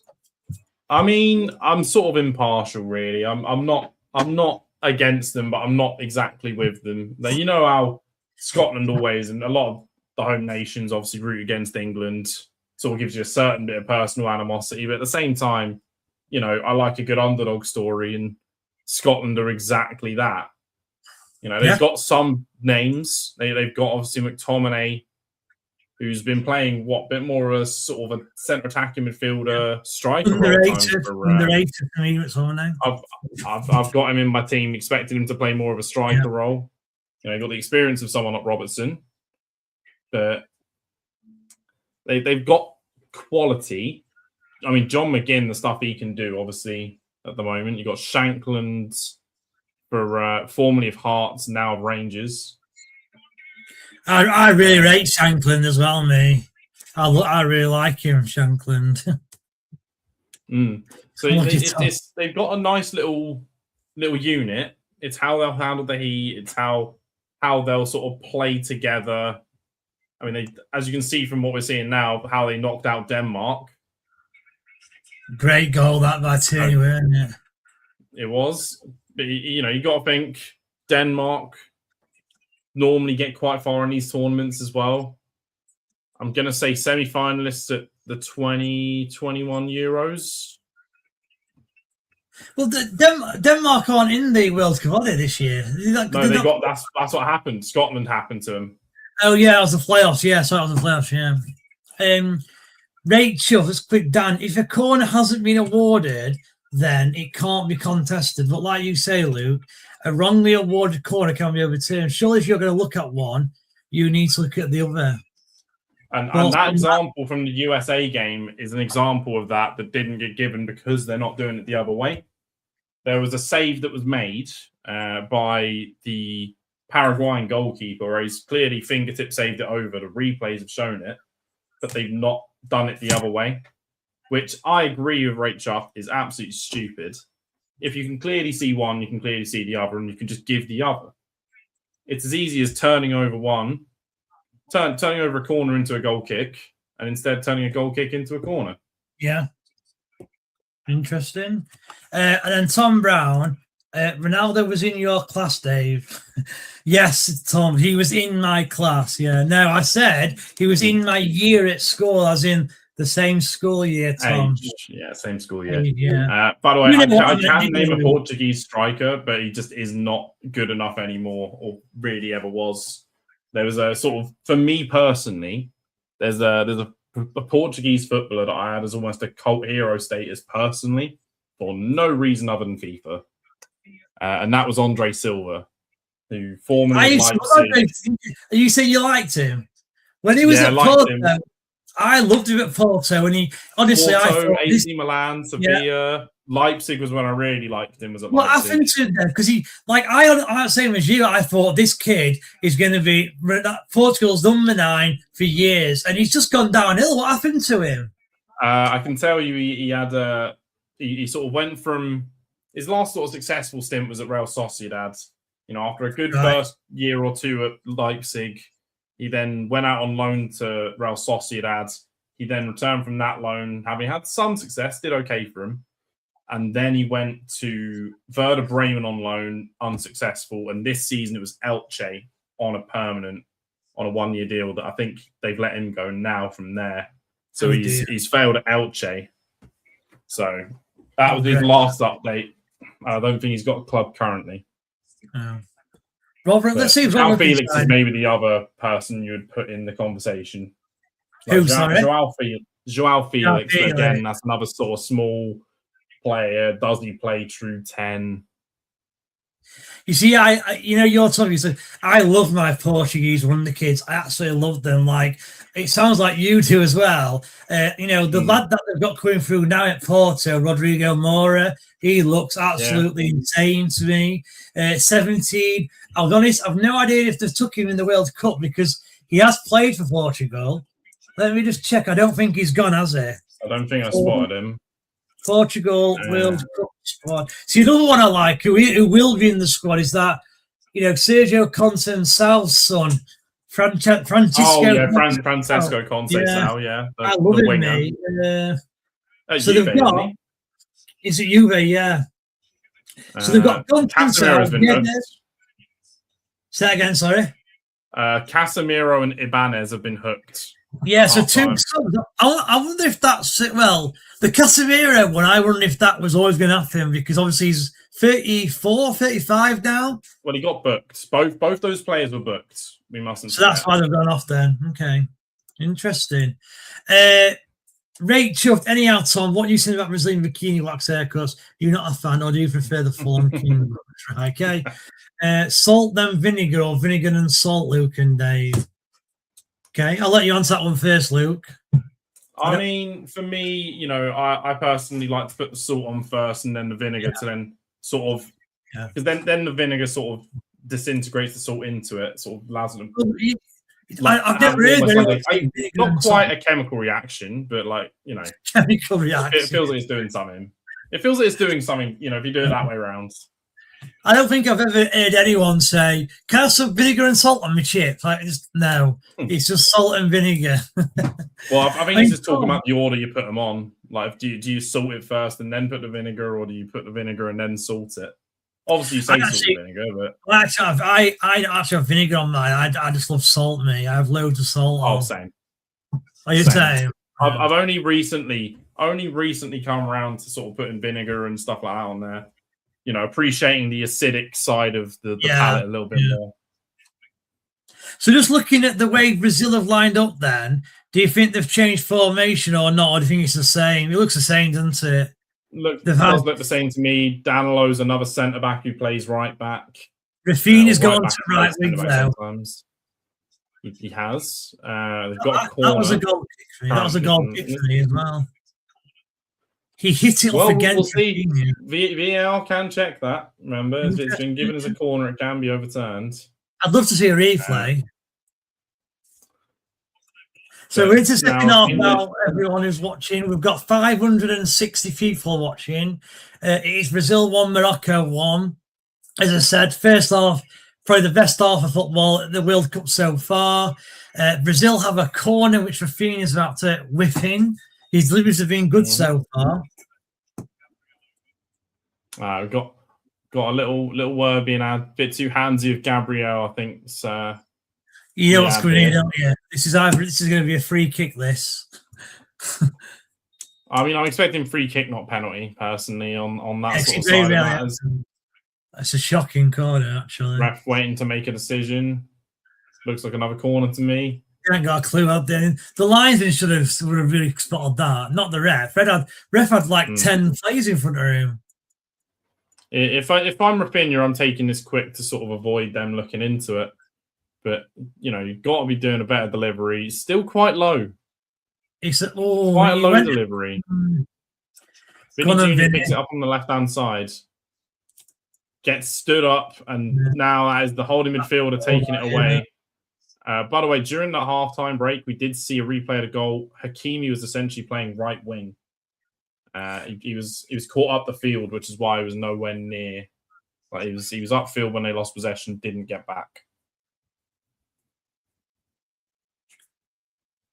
It's funny because I was telling you about Vini Jnr, and I was saying that a lot of my friends aren't big fan. I've had like 3 messages saying, one of them here says, "Very good from your mate there, Dave." I'm like, "Oh," and it's what Vini Jnr. So yeah, he sometimes. I don't know if you do, right? Do you actually watch La Liga football at all, or do you never watch it? Like, I assume Not you're really.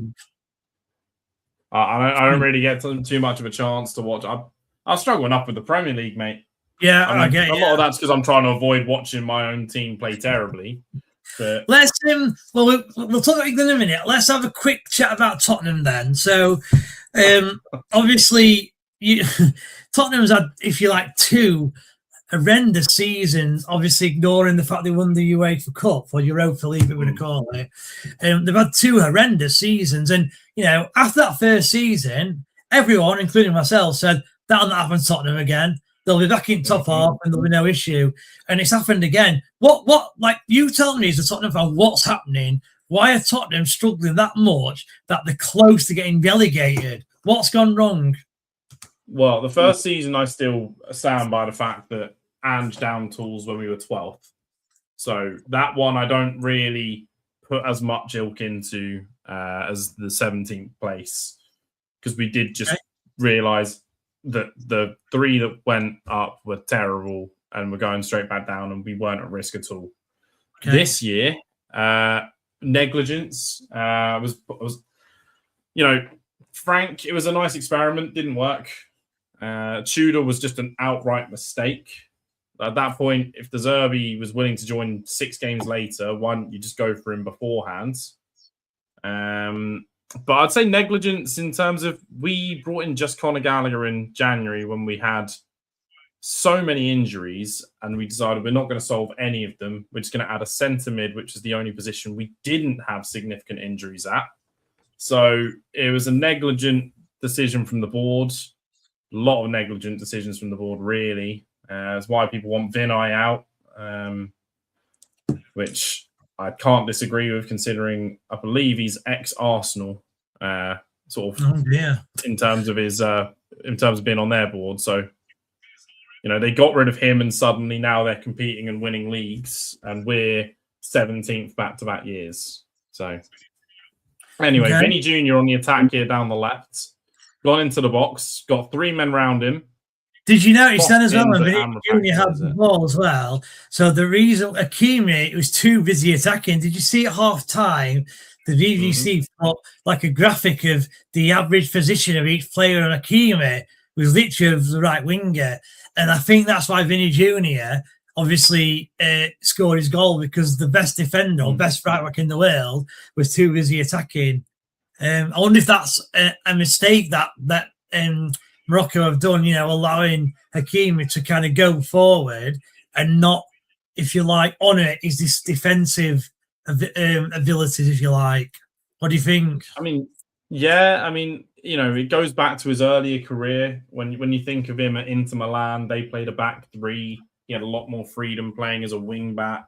Yeah. So sort of more going back to those days, even though they're not playing a back three, they by association are, but not really. In terms of how he's lining up, they're playing a back three, but it's not a dedicated back three. That is really for that from Morocco. They literally he's in. Big fan of that from Brazil. Very quick throw and very switched on. Very quick. And I like that. I was pointing out when South Africa were trying to do that, I think against it was Canada, sorry, we're doing that. It was one of the watch-alongs I was on. But it was Canada, and they were switched on doing quick throw-ins, trying to catch teams off guard. Which is good. Eventually it did with Bosnia. You got Rafinha taking on his man. Nice little take on, but cleared away. By the way, as far as I presume Danilo. I tell you, it did look good. Your mate's team, Leslie, looked good. Pochettino. USA looked. I know they weren't playing a strong side, just Paraguay, but they did look good. To be fair to him, they did look good money for it. Very, very much seemed to be very much a byline and back team, well drilled. Yeah. The goal was well taken by Morocco. It was also well taken by Morocco, but well taken by Paraguay. It was switched on from Enciso to see the man over with so much space. We've got currently a breakaway here for Morocco. Random trip off the ball. Yeah. Oh, they're giving ball away. Hakimi passed it straight to Vini. Is that not a foul? Should be a foul in my opinion, but I think maybe advantage has been played. Thiago's let it run when Hakimi's beaten Vini to it. Hakimi dribbling way upfield, and there's definitely a foul in there somewhere. Which one it's been given for? Whether it's the absolute judo throw. There's a judo throw from Gabriel in here, and there's a Fabinho trip. Yeah, he even attempt to play the ball there, Fabinho. Yeah, Gabriel's done an absolute judo. He's done a sacrifice throw. I used to do judo. I can say that he. I've seen and done that exact throw before. I have to say one good thing about Brazil. I always love teams, clubs, nations, whatever, with exotic kits, because obviously when you go to like a big game or and you see loads of yellow or loads of orange, it just looks brilliant for me.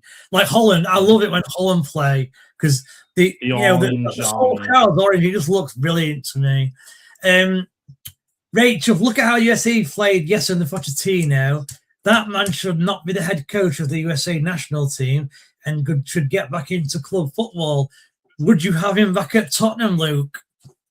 100%.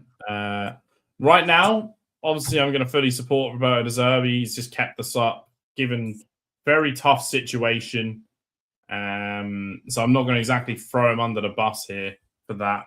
But I didn't actually want Poch sacked at the time, let alone I would absolutely take him now. I didn't want him gone when we sacked him, even after the Sheffield United result. I was there for his last win. His last win against Red Star Belgrade, I was in the stadium. Was fully behind the man. Tom Brown, Morocco, awful place. Tom does seem to think that every place in the world, apart from where he lives in Rotherham, are a horrible place. So, I've ended up vouching for him on a few recently. Pretty much every live stream I've told him that Hull's an awful place. Not that he'd need telling that. He probably knows that himself. Used to be an awful place. It's not as bad now, because he was given the. I was there 2 weeks ago. Awful okay. place. Well, it was given the European, the European Capital of Culture a few years ago. So when you get that, it basically means you get a lot of money to upgrade the city, and they did upgrade it. Because I had a mate who went to whole uni, and I used to basically live there at one point because I lived at his house, and yeah, it was a rough place then, but it's not as bad as it is then. Now I'm telling you, like it's a lot better now, sorry, than what it was. I'm telling you. Yeah, I can imagine, but it still wasn't anything great. Who the hell was that, by the way, in the crowd? I don't recognise any of them. I think it's she's a Boys. Brazilian footballer. Backstreet Boys. It's Backstreet Boys. It's Backstreet Boys. That's it. We're in the crowd. Yeah, so the one on the left and the right were two Backstreet Boys guys. Yeah. I thought that was a female footballer. Was who they it could have been, but the guy on the right of him and the girl on the guy on the left were Backstreet Boys. Yeah, cool. I'm trying to think of the Brazilian footballer's name. I'm trying to think of. Why is it a famous Brazilian women's player? Is there? Well, it reminded me of one I've seen on FIFA that plays in the American leagues. So, who's that? I'm trying to suddenly find out. If I'm honest, it's not Marta. I've forgotten her name. It's not Marta. Who was I thinking of? I'm trying to think who else is Brazilian on the game, to be honest with you. Does not look like any of them. Do you know as well, Lou, before this, right? I didn't realise you played FIFA, but before this, just before this game, I've just created 75 84 times 2-pack, so I'm going to open them after this game's finished. I bet I get nothing. I've not played FIFA. I've played FIFA a little bit this year. The team I normally back, and it's a team that are a dark horse at this tournament. Normally a big fan of a lot of their sort of play ever since 2014. Colombia, nice. Every single year since 2015, I make a team on FIFA that's Colombian. Very much in the ilk of the Cuadrados, the James Rodriguez's. Wow. Down the years, the Jackson Martinez's. You get the what's his name? Jackson Martinez. You really do like Porto, don't you? Because Jackson Martinez is another player. Yeah, Jackson Martinez back in the day for Porto was an absolute beast. Terrible, absolutely terrible for Atletico Madrid. The problem you've got is, and I've only learned this recently, I like you look at Porto on my organized second team as well, which is why I know a little bit about them. But you've got to remember, me and my mate, right, we went to Portugal a few years ago. Into the box. Vini Jnr is currently on the ball. The going backwards. Yeah, as I was saying, so we went to Portugal and we went to watch Benfica, and Benfica played away to a team called Valencias or something like that. And this team's now gone bust, right? And they played in the ground, there's a ground in Lisbon, and it's the national ground, and it's all stone and it's all open. And they played there, right? And I tell you, played for Benfica at the time, Darwin Núñez, and Benfica was 6-0 at half time. And we didn't realise it's because the other team could only put out 8 players because of COVID, right? And it was 6-0 at half time, and Darwin Núñez scored something like 4. And you know what? Me and my mate said, he looked awful. He scored 4 goals, but he missed so many chances. And I can remember thinking, I tell you what, with Eagles Liverpool, he's going to struggle, and he did. He wasn't great for Liverpool at all. No, he's very raw. The thing with Portugal is like when Tottenham play like Luton Town, right? Obviously, Luton Town are a very small club in comparison, but Luton Town still average in the Premier League 10,000-11,000. In Portugal, in the top league, they have teams in there who are equivalent to our Conference League. And that's why players like Jackson Martinez, Goncalo Ramos, Hulk, he was obviously at this is why they score loads of goals in Portugal, because they're playing teams like, I don't know, Bromley. That's why. Honestly, some of the teams will get 500. Honestly, they only play like a Rio Ave in the. Oh, they're not actually bad. They're not bad. Them. It's teams like Casapia. And Casapia, that's a name. Yeah, I'm trying to think who else there is. There's a team who like playing yellow and green. I can't. Pacos de Ferreira. It's teams like these. Tom Brown, Pinocchio says my nose will grow. What happens? Okay. Not a clue. Mateus Cunha's been subbed on. Lucas Paquetá off. Igor Thiago's off as well. Yeah, so who's come on then? Cunha and who's the one? Cunha and I'm presuming Enrique. Okay, Enrique's come on. So that's a striker again. So well, he's a winger. So Luis Enrique is like a winger, and Matheus Cunha is normally a striker. So I'm interested to see where they've gone now. But yeah, having a look at the teams. Yeah, you got your Casapir, your Tondellas, your AVS Football, SAD. Have a look at their average attendance. Bear in mind that these clubs are in the Premier League of Portugal. Have a look at that. Honestly, some of them are like 2,000. I can imagine. Do you remember, I can't, is it Lisandro Lopez, remember him? Or is it too, maybe not old enough for that one? Argentinian, I'm going to say Argentinian. Yeah, he went from Porto to Lyon. So obviously I used to look like Raul Navarrete.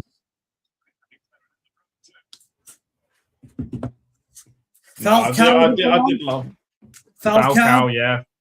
Yeah. Mate, like Luis Muriel was one of mine that I loved for Colombia as an attacker. Yeah, you'd have a Barbo. Well, it's interesting because on FIFA they've just released like a brilliant James Rodriguez card or James Rodriguez, like a 95 road to the final card.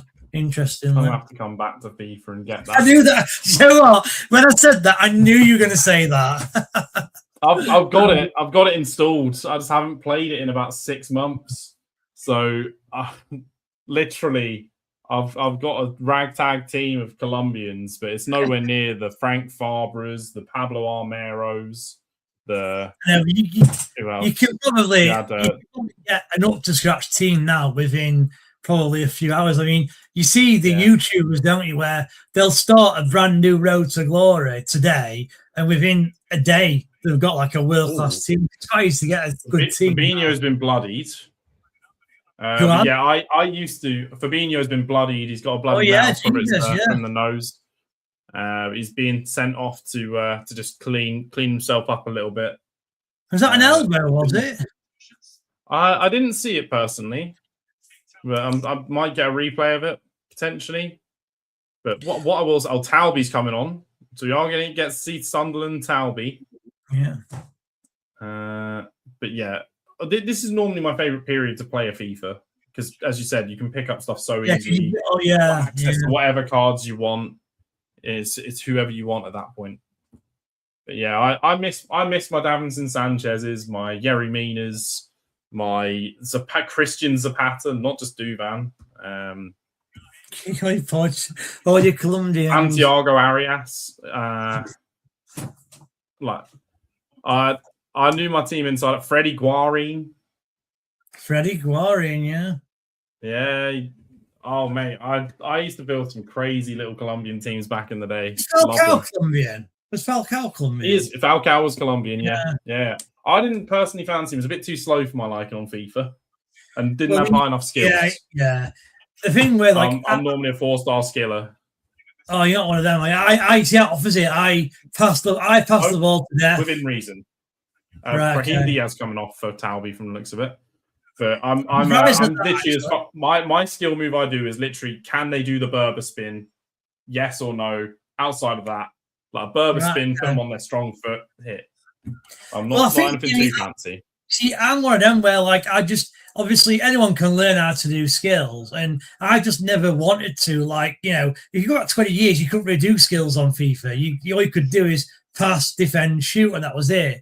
And I just not took the time to learn it. But I guess all you have to do really is, like you've done there, to be fair, pick one skill and learn that, and then do that over and over again. Once you've nailed that, pick another one and then do that one. And that's maybe I should start doing that. I mean, what rank were you then? You know, when people say what were your champs rank, where would you normally finish? So at my peak, gold 1. I did actually make it. So if you've heard of ePrem, I did make it to top 16 Spurs. Really? At one point. Yeah. I was Wow. number 1 seed. I'd done the best in qualifying, but I absolutely shit the bed when it came down to it. Okay. Got a chance here with Rafinha in Great, behind, whipping the ball great ball, across. and here we No go. one in the box. There's your Still on Luis the edge of the Enrique. box. Go on. There's no one in Just box, needs to like you put the ball said. cross back in here. No, That Luis Enrique cleared. looks massive, by the way. Look how big he looks. He does. That's why you could pass him maybe for a striker out of the ones that are on the pitch. Like, he can put himself physically about at least. Yeah. But He's playing on right wing, isn't he? You can see him at right wing there. I mean, I have to say, I would argue that Brazil have probably been dominant this half. Would you agree with that? I'd agree with that, but they've not done much with it. Flashed across the face of goal. I should have. As we say that, I mean, the point ball in the box. There's no one. Where are the attackers attacking the ball? I mean, Rafinha's there, but it's just not there. It's just they need to in get front of him. They need to get Endrick on. I'd take Rafinha off and get Endrick on if it were me. As much as I don't want to say that for fantasy purposes, for practical Brazil purposes, I agree. Yeah. Why you got Rafinha in your fantasy? I went on Rafinha thinking it'd be, he was in contention for the Ballon d'Or the last couple of years. Some big performances for Barca. I thought he'd be because it's a hydration break, yeah. But situationally, I was like, Rafinha's normally the one that turns up. Like Vini Jnr, the whole stat I was saying about the 1 goal in 7 previous internationals. I was like, he's not doing it for the national team. Obviously today, he's made that 2 and 8. But yeah, well, I mean, look, that's why I had the discussion at the start of the podcast or the watch along, because he's the thing with Vini Jr. He does flatter to deceive a little bit, I find. But today he's probably been Brazil's best player. He's obviously got the goal. He's created a few chances as well. To fair play, I mean, I don't know. Look, I've got to join the fantasy this year. I don't join it these days because I tend to start it and I get bored halfway through. So I just thought, I'm not going to join it. But do you get transfers? Do you get unlimited? How does it work? The World Cup one? The World Cup one, you could do unlimited transfers before the week, obviously. Yeah. What you do after that, essentially, this one's quite got unique twists. So if you pick someone with under 5% usage, so if you pick a niche player and they get 4 points or more, so if they're a defender, they get a clean sheet, for example, or if they're an attacker and they score or something like that, then they'll get an extra 2 points for being, a niche pick. They'll reward you for not just picking the big names, for taking a gamble. So, for example, I went for a Mexico defender who's got about 2% usage. They got a clean sheet. He got 9 points instead of 7. Right. Okay. That's so good. It's a risk-reward situation. So I put a risk in on going, I'm going to go for the Swiss defense against Qatar. And I mean, somehow it didn't pay off.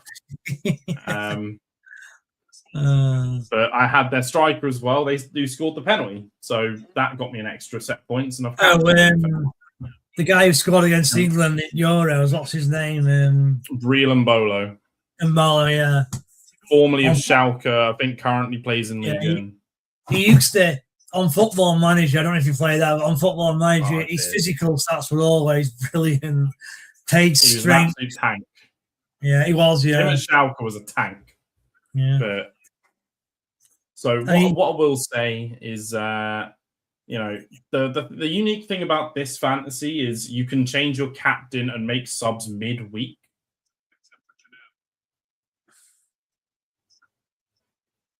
So if you have your starting 11 and you go, that guy's not started, or that guy's not done well, you can sub him out for someone that's going to play later on in the week. Oh, can you? Okay. So, and the same thing goes for captain. If you think, so the tactical play for all those listening, your Tom, your Ray Shafts and the likes are in it. What you should do realistically is start off not with who you want as your captain, but probably your earliest player to play that week. because if they suddenly do surprisingly well and get a hat trick, suddenly you've got yourself a great captain. But if they don't do well, you can change your captain as many times as you want, so long as you have someone still yet to play.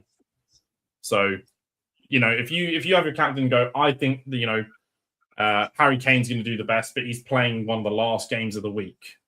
You can keep changing your captain until it gets to Harry Kane, or you can go, I got 18 points today off of my, under 5% usage Swiss striker who scored a penalty. So currently, that's what I'm going to stick with. Okay.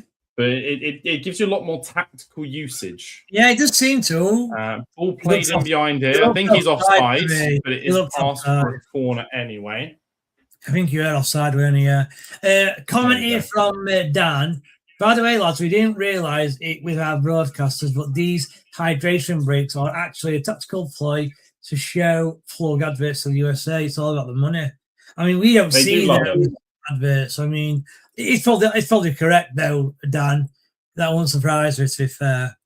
As an NFL fan, that sounds about right to me. I mean, they always cut to the ad breaks wherever they can. That's why they have concept of timeouts.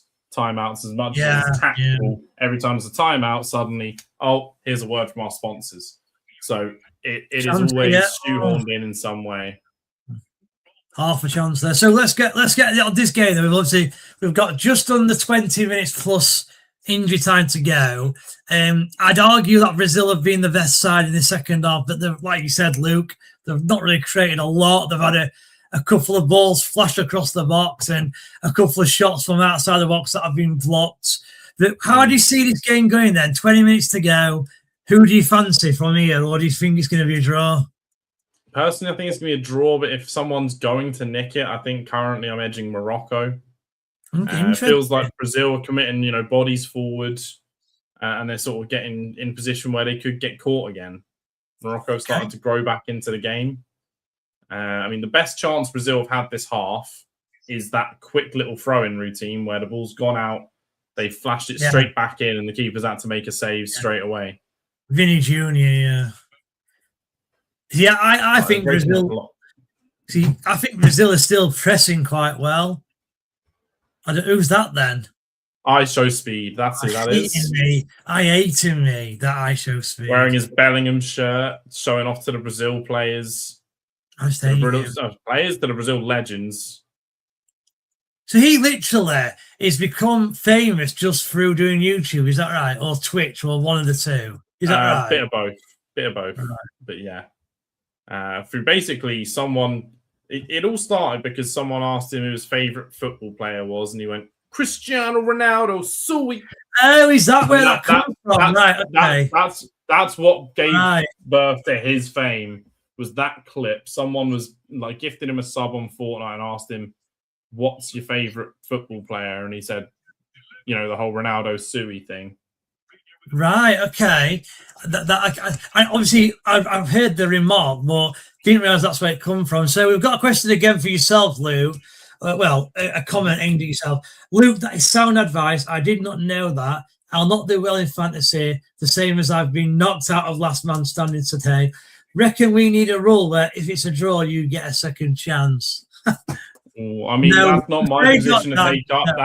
That is Birchie's, and I don't think Birchie's gonna be lenient on that. You'd never get knocked out. Well, I mean, depending on how lenient you want to be, I mean, across a Premier League season, I think a draw, you lose a life as such, rather than just go straight out or something like that. So, if you had it as a one-off, you draw, but if you draw twice, you're out. You didn't lose. That's being very lenient, and I don't think that's right, personally. No, I don't think. You see, in a knockout tournament like this, it's going to have to be ruthless. I agree. Yeah, because it's only a short format. It's not as if it's a football season that's got 46 games. It is short format. That reminds me, actually, I used to run a last man standing, and I trialled. So obviously, if it's the last man standing, if you pick a team, you can't fit them again, and it's obviously the last one standing. So I did a thing where I did a league table. So rather than you pick a team, you lose, you get knocked out, you just don't pick up 3 points. and you do it over like a set number of weeks. I think I did 10 weeks, and I thought it was a good idea at the time, but it didn't really work because I had this girl who she was in it, and she'd won 9 out of 9 and took the league all the way through, and then the last week she lost, and the person above her had got 1 point more because I said if you won you got 3 points, if your team drew you got a point. Obviously, if you lost, you lost. And that person won basically because he'd got an additional point. And it just seemed a bit unfair on her, really. So it didn't really work. But I thought it was a good idea because it keeps people interested. Like if you pick your team and you're out, you pick your team and you lose, you still have a chance of winning. That was the idea, you see. But it didn't work. Yeah. Didn't work, I mean, people try and find like twists on classics always. So, certain ones work, certain ones don't. It's one of those things. But Morocco have the ball here in a promising area. 15 minutes to go. Right in line with the edge of the box. Working backwards a little bit. I would say that Morocco, in the last 10 minutes, have grown into the game a little bit. They've not created anything at all. They've not even had a shot. Here we go. Flashed across the face of goal, but no one there. Seems to be the story of this game. Flashed across the box, no one there. Yeah. Morocco keen to get this back on the way. If it ends a draw, is that a good result for Brazil, Morocco, or a good result for both? I think it's a good result for Morocco. Brazil obviously going into this with the expectations of a giant. Picking up anything but 3 points feels like drop points to them. Morocco, it shows they're still a serious team after the Qatar World Cup. It wasn't just a one-off. It's in the Middle East, so they're sort of a bit more acclimatized. They're taking on a big team in Brazil. Ball. What a pass Ball that into Vini Jnr. down the bottom. Here we go. Ball back. Rafinha, straight at Bunu. Damn it. Straight at Bunu. Brilliant football by Brazil, that though. Brilliant football, to be fair. Bunu's injured. Should he have done better there, Rafinha? I mean, yeah, you can argue he should have, picked a corner. He had both the near post, flash that straight at the near post. I don't think the keeper does anything about it. Far post, maybe he does. But he's done something to his ankle here as the keeper. Really? And that is awful for the Moroccans because they're back up. Let's have a look. I think he'll probably find the goalkeeper's okay. I think he's just slowing the game down. Yeah. But their backup would be either Munir or Taganotti, which, he plays for Far Rabat or who's this coming on for Brazil then? Number 18, who's that? Number 18 for Brazil is Danilo of Botafogo. Is that defensive midfielder? I don't really know much about him. So he's formerly of Nottingham Forest. Is this Danilo? Yeah, yes, defensive midfielder. Yeah, he's like a. I'm trying to think of an example. He's like a Fabinho, like basically. Someone like that. So why are they bringing him on? Seems to have a lot of them these days. They have a lot of them and not so many creatives these days, unfortunately, Brazil. And that's their last sub into as well. So we aren't going to see Endrick today. Yeah. I'm good at that because I want to see Endrick. Obviously, he's supposed to be highly rated, and I've never actually seen him play. That's had a shame. stint, I believe Leon, wasn't it? I'm going to say he had a stint at Leon, yeah. I think he did really well, didn't he? Didn't he score? Let's have a look. He scored. If I can find it. Oh, he scored 5 in 16, which is just okay. I've got 21 games, 8 goals, 8 assists. In his 5 in the league, yeah. 5 in the league he scored, yeah. 8. I've got 7 assists here, but yeah. Tit for tat. How old is he? 19. He is, indeed. Going to be turning 20 soon in July. But Brazil moving the ball around at the moment. 10 minutes to go plus stoppage time. And we've incredibly, the views are still going up. We're over 600 now. So again, everyone who's watching, really do appreciate it. I think it's the biggest views it had so far this World Cup, which is not a surprise because this has been the the best game of the World Cup so most far. marquee game we've had. Yeah, the most marquee. And Morocco approaching the left-hand side of the box. The first half was a brilliant first half. Second half, not as good. I still think there's a goal in this. I really do think there's a goal in this. And Who Morocco, do you think it's going to be for? You think more for Morocco, or do you think it's no, going to be a sucker punch of it's Brazil? interesting. Here we go. You see, I think Brazil are going to counter-attack. You know, you said that you thought Morocco were going to counter-attack. I think Brazil are going to counter-attack and get a goal. I really do. Right. Oh, there's been a player gone down. Yeah. Off the ball. Danilo's slowing it down. There's no one in box, so I'd shoot. Get a shot away. Here we go. Cunha driving in. It's a goal kick. That is a corner. I thought it was a goal kick. I think if you see a replay, I think he kicked it into the side of his body here. So I think it's a goal kick. Are you ready? It's a goal kick. No. Okay, yeah, it's goal kick. It should be goal kick. Let's see if they overturn it. He has overturned it. Overturned it. There's your VAR overturn. There's the proof of the VAR overturn. Yeah, fair play. Correct decision. As long as you get a correct decision, you can't be complaining, can you, really? Exactly. It's 8 minutes to go, plus injury time. It does, I have to say, even though I just said it I think I'd love a goal, it does seem like it's petering out a little bit. I wonder if both teams are probably more concerned with conceding, so they, maybe they tighten up rather than try and go for the. Oh, is it going to get it? Weak ball. Vini could have been in there. I think he could have got that. Oh. That is a poor ball from Issa Diop. That is atrocious. Oh, keeper's down again. Bloody hell. Oh, boy. Did he even touch him? Let's have a look. I think he runs out of the way. Oh, bloody hell. He's claiming to hit his chest and his shoulders. Oh, he has whacked in the neck. Catch him, He catch him in the neck. Nothing, that. You can't wink after that. I'm sorry. No, you can't give a cheeky. No, you'd nearly cost the nation. God. Oh, God. I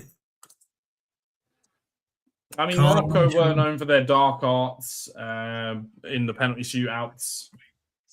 Like, it was Bunu was very much one of the sort of David Raya. Who is it? Who am I thinking of? Emi Martinez style. Yeah, that's what I was thinking. Emi Martinez style of a shit house. Going like, oh, who knocked Morocco out of the World Cup then when they got to the semi-final? Was it France? So I believe it was France. Right. Correct. I'm trying to think. Who would have Argentina played in that? Who's the other semi-finalists? That's the question. It was Argentina and someone. Yeah. Let's have a. Well, let's work it out. So England obviously lost to France. Was it Holland? Yep. Was it Holland? I'll have a little bit of a friend Google. No, it's Croatia. Croatia. So it was France. France knocked out Morocco, and Argentina knocked out Croatia. So Croatia have got to a final and a semi-final last 2 World Cups. Fair play. Indeed, they have. Wow. That's because of one man into Luka Modric. And again, I imagine he's an hero of yours, is he, Luka Modric? I mean, I do love a little bit of Luka Modric, but I mean, if you could sign, if you could sign for Tottenham, one player out of these who were in their prime, which one would it be? Luka Modric, Gareth Bale, Christian Eriksen. I'm trying to think if there's anyone else who was good for Tottenham. See, I'm talking their prime, not Tottenham prime, just all-time prime. No, when they were brilliant for Tottenham, really. Okay. I think I'll just go with those 3. So, yeah. Oh, no, sorry. I'll tell you what. I've got another one. So I'll start again. You've got Luka Modric, Gareth Bale. Who was the third one I said? Christian Eriksen. And I'm going Harry Kane. I want you to put it in order. So do you number 1 to number 4. That's mean. The in order's mean. That is awful. Yeah, that's horrible. You know what? I want to make you 5, and I'm going to add a number 1 because I really like this player and I thought this player's underrated. I'm going to put Jermaine Defoe in there as well because I really love Jermaine Defoe, me. All right. Well, I'm going to use some of what's happening at the moment in order to justify some of this. Okay. So I would take prime Harry Kane as number 1. Yeah, I think you've got to. Yeah. That is someone you have to take at 1. Yeah. I think I would take. It's between 2. It's either Jermaine Defoe or it's going to be Bale. And I think it has to be Bale second. Okay. We still have a big need on the right wing. There's a big issue on the right wing currently for us. Okay. Kudus out with Kudus, coming back.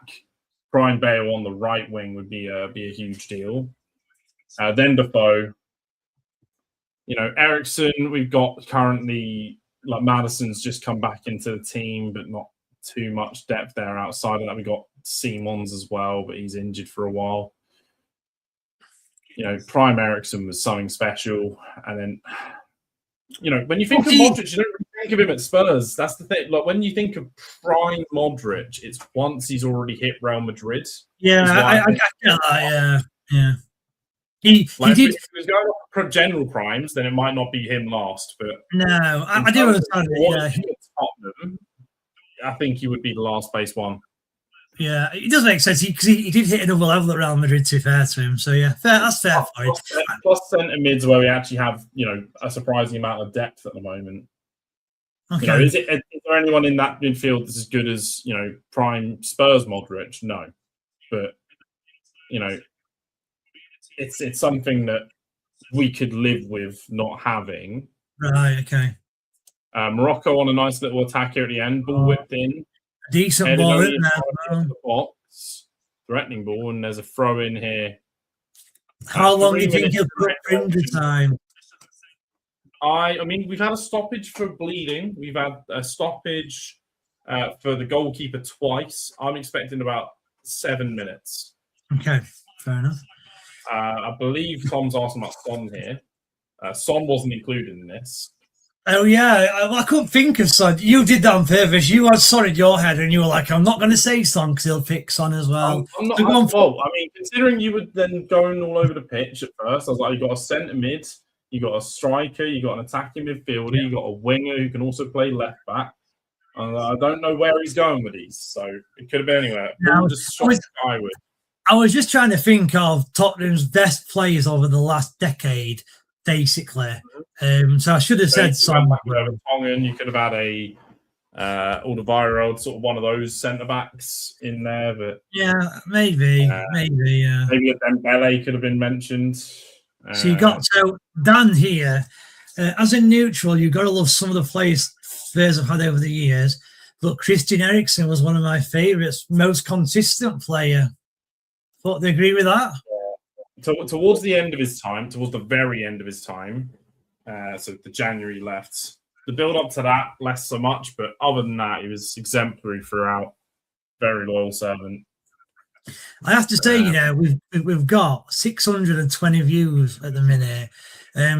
Again, really appreciate anyone who's watching. As Luke kind of mentioned, don't forget to subscribe because if you subscribe, every time we go live, when we're doing a watch along for, as I said, majority of the World Cup games, you'll get a notification and it'll remind you to join from the start. So yeah, make sure you do subscribe. You don't have to pay anything; it is free. It's a shame that we can't, rather than Phil start like a new room, if you like. It's a shame you can't carry on in here because of the viewers. 10 minutes, bloody hell. 10 minutes. 10 minutes. I might see if he wants to.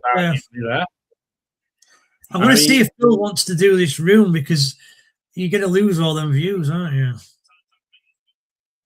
Up to him, really. Obviously, drop a message. But I'm going to, You just talk while I drop this message. Yeah. But the thing is, we've got so many great hosts. Obviously, it's not going to be Dave and I as always. I am on the next broadcast. We've got a chance here for Rafinha. No one in the box. Back. He's waiting for someone to arrive. Oh. Overhit it. Yeah, It's always going to be myself and Dave. It could be Phil, as we reference. You know, Bushy's going to be on the England games. We've got Birchie. We've got Ben, Tom from earlier.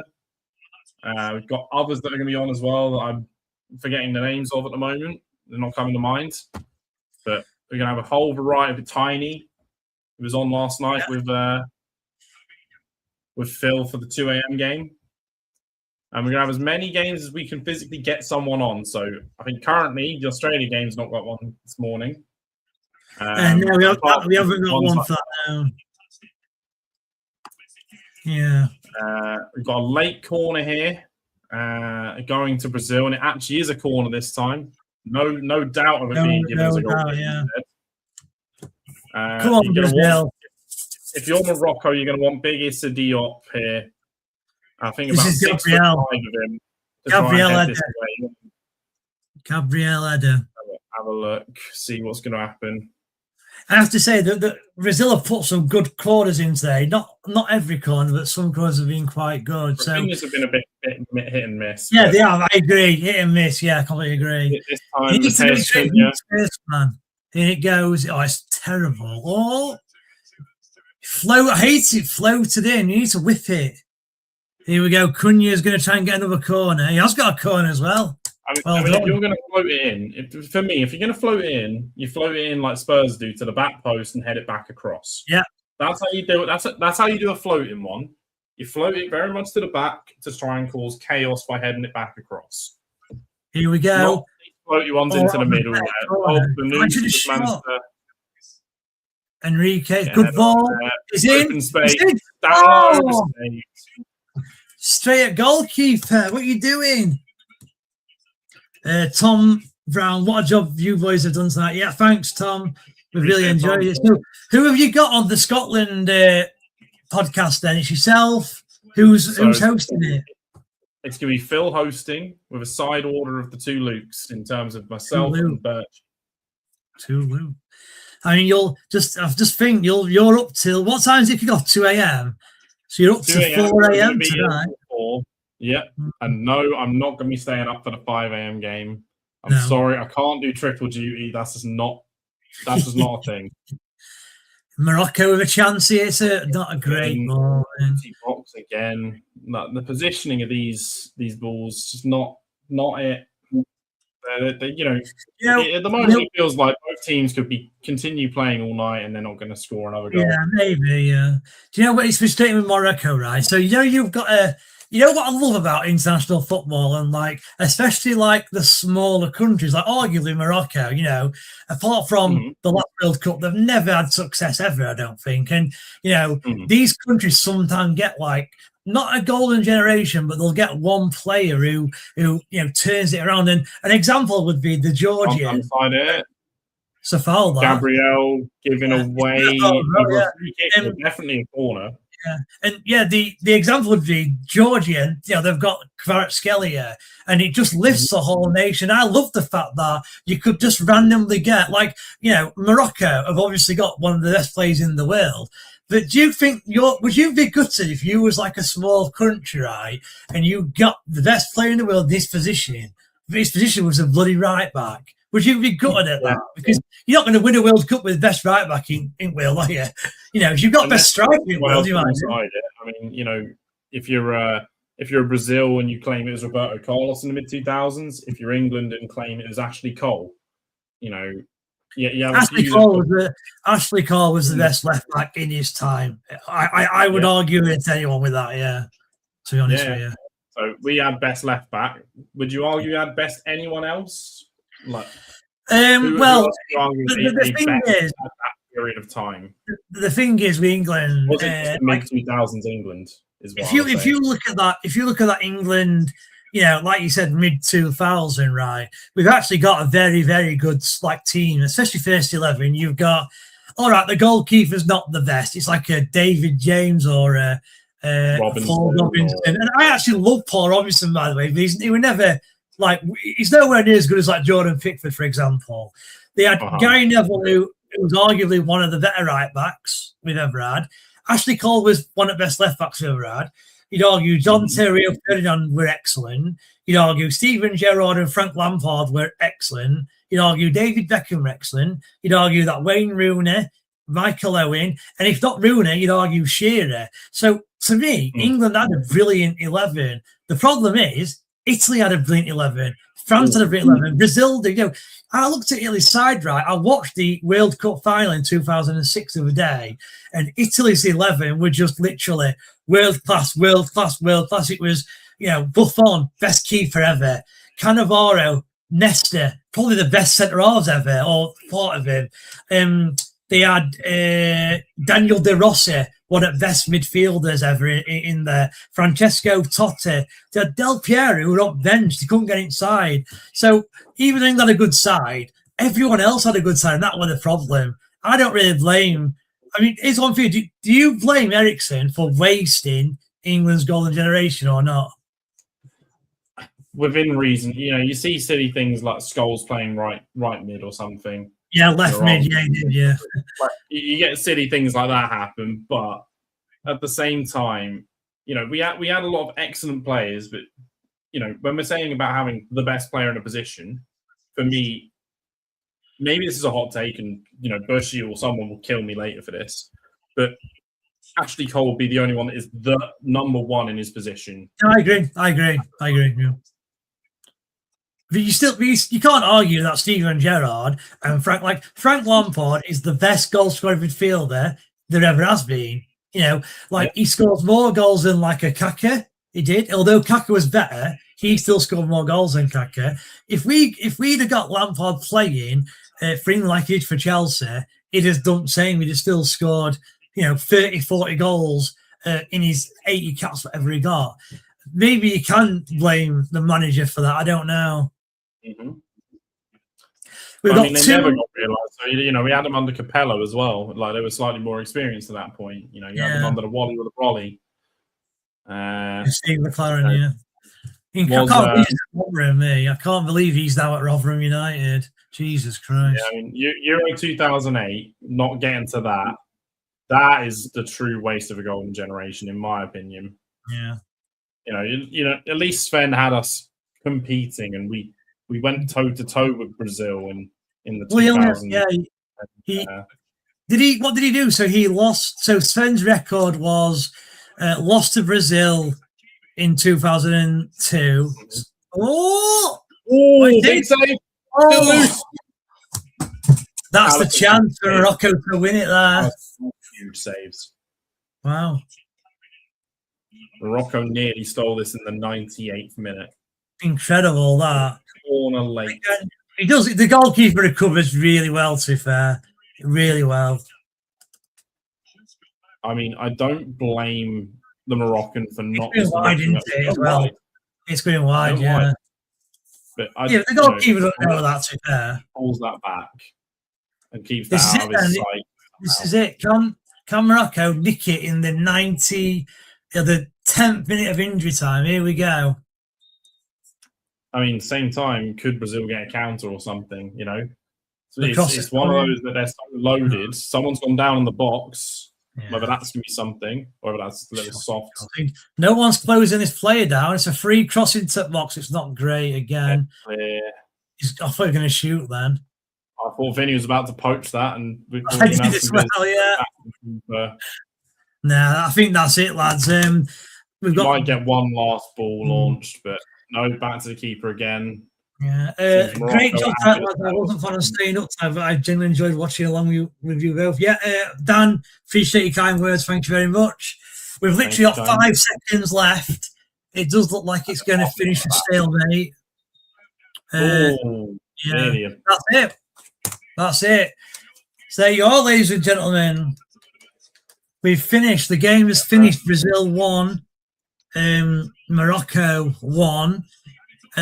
Luke, so first thoughts on the game?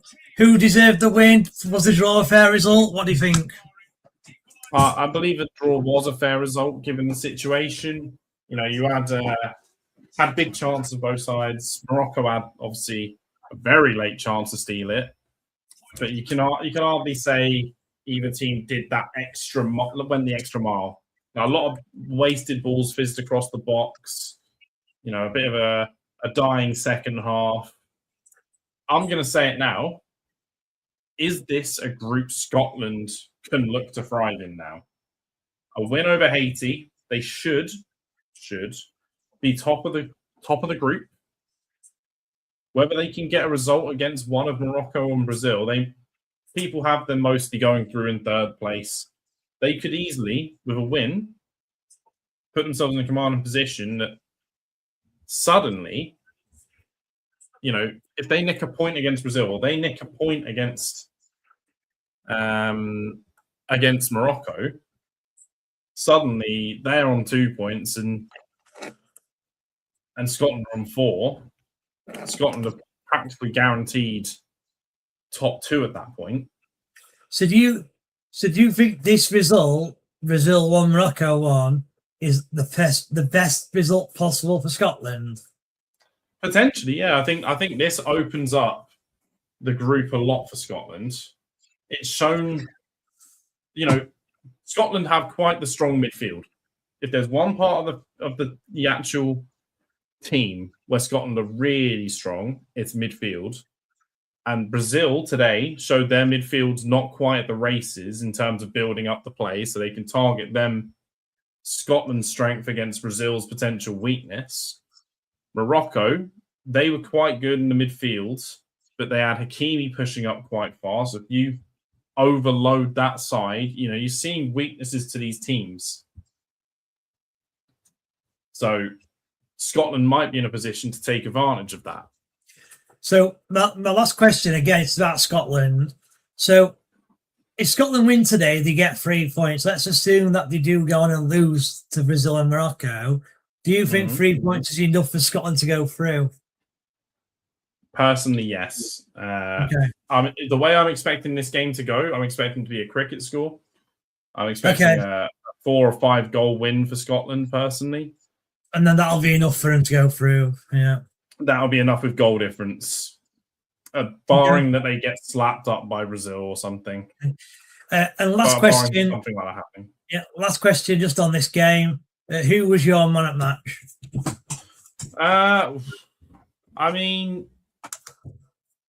It's a tough one because a lot of players nearly did things.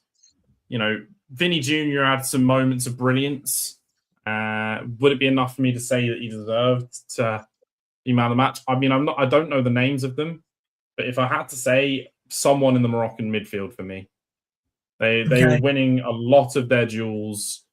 Let's say, let's have a look at the teams. I will lean towards number 24, the Roma centre mid in El Ayoni. Okay. And did you see that? I don't know if you were watching there. You might have turned off actually, but they were showing Vinicius Junior's goal, and while the attack was going on, they were showing where Hakimi was on the pitch, and Hakimi was on the right wing position, and he was kind of just slowly running back. So I don't know if that's a ploy by Morocco to, maybe if they could have fit the ball up and quickly counter-attacked and got their best player on the right wing. I don't know, but that's why Hakimi wasn't anywhere near, Vinicius Junior when he scored the goal. So I'm interested to see if Morocco got that wrong. Has Hakimi not done his job and worked back? I'd love to know what the Morocco manager thinks that, to be honest with you. But obviously, we're never going to find out. So, right then, we'll leave it there. We've done just over 2 hours, and incredibly, we've got 650 people watching us. It's still gone up. It's just continually gone up. So we really appreciate anyone who's watching. Again, I enjoyed that game. First half in particular, I thought it was an absolute brilliant game of football in that first half. I think Luke's right. I think a draw was a fair result. Now, before we log off, we have got the Scotland versus Haiti game coming up, which will kick off at 2 a.m. My colleague here, Luke, will be on that as well. And your host, that one will be Phil. along with our other Luke, who will join the podcast as well. So if you're watching this and you can't stay up, make sure you log in to that one. The video will probably go live in the next half an hour or so. And yeah, good luck to Scotland. I've got no problems against Scotland. I hope they win. As long as they don't go as far as England, I don't really care. So good luck to Scotland. And Luke, before we sign off, any last words? No, just look forward to hopefully seeing some of you in the later session and throughout the rest of this World Cup. As it's already had a few sort of surprise results. The Morocco game here, a lot of people would have put this as Brazil earlier tonight. So who knows? Maybe Haiti score. Who knows? A lot of people are going for a clean sheet Scotland, and that should be the way this goes. We will see. Yeah. And even though I'll not be on the podcast, I will be watching the game and watching these guys do their thing as well. So again, don't forget to like and subscribe. As I've said, if you subscribe, you'll get a notification when we go live. And we are looking to do the majority of games. We're not doing the Australia game, I think it is at 5 a.m. But we are doing Scotland, and we are, like I said, we are doing the majority of games. So make sure you tune in. That's it from us. Luke, thank you for joining myself. Really appreciate it. And I will see you probably on another podcast with myself, I'm sure, in the near future. I think you signed up for Portugal with me, actually, haven't you? I think that's the next one. Potentially, yeah. Yeah. If not, I mean, I've got a lot more to look through. Yeah, great. And if there's any late dropouts or anything, I may make myself available. So Luke, thank you very much, everyone. Thank you for joining. And as I say, let's go on England. Let's see if we can get as far as we can as well. And like I said, don't forget to log in to the Scotland game. Cheers, everyone. See ya. Bye.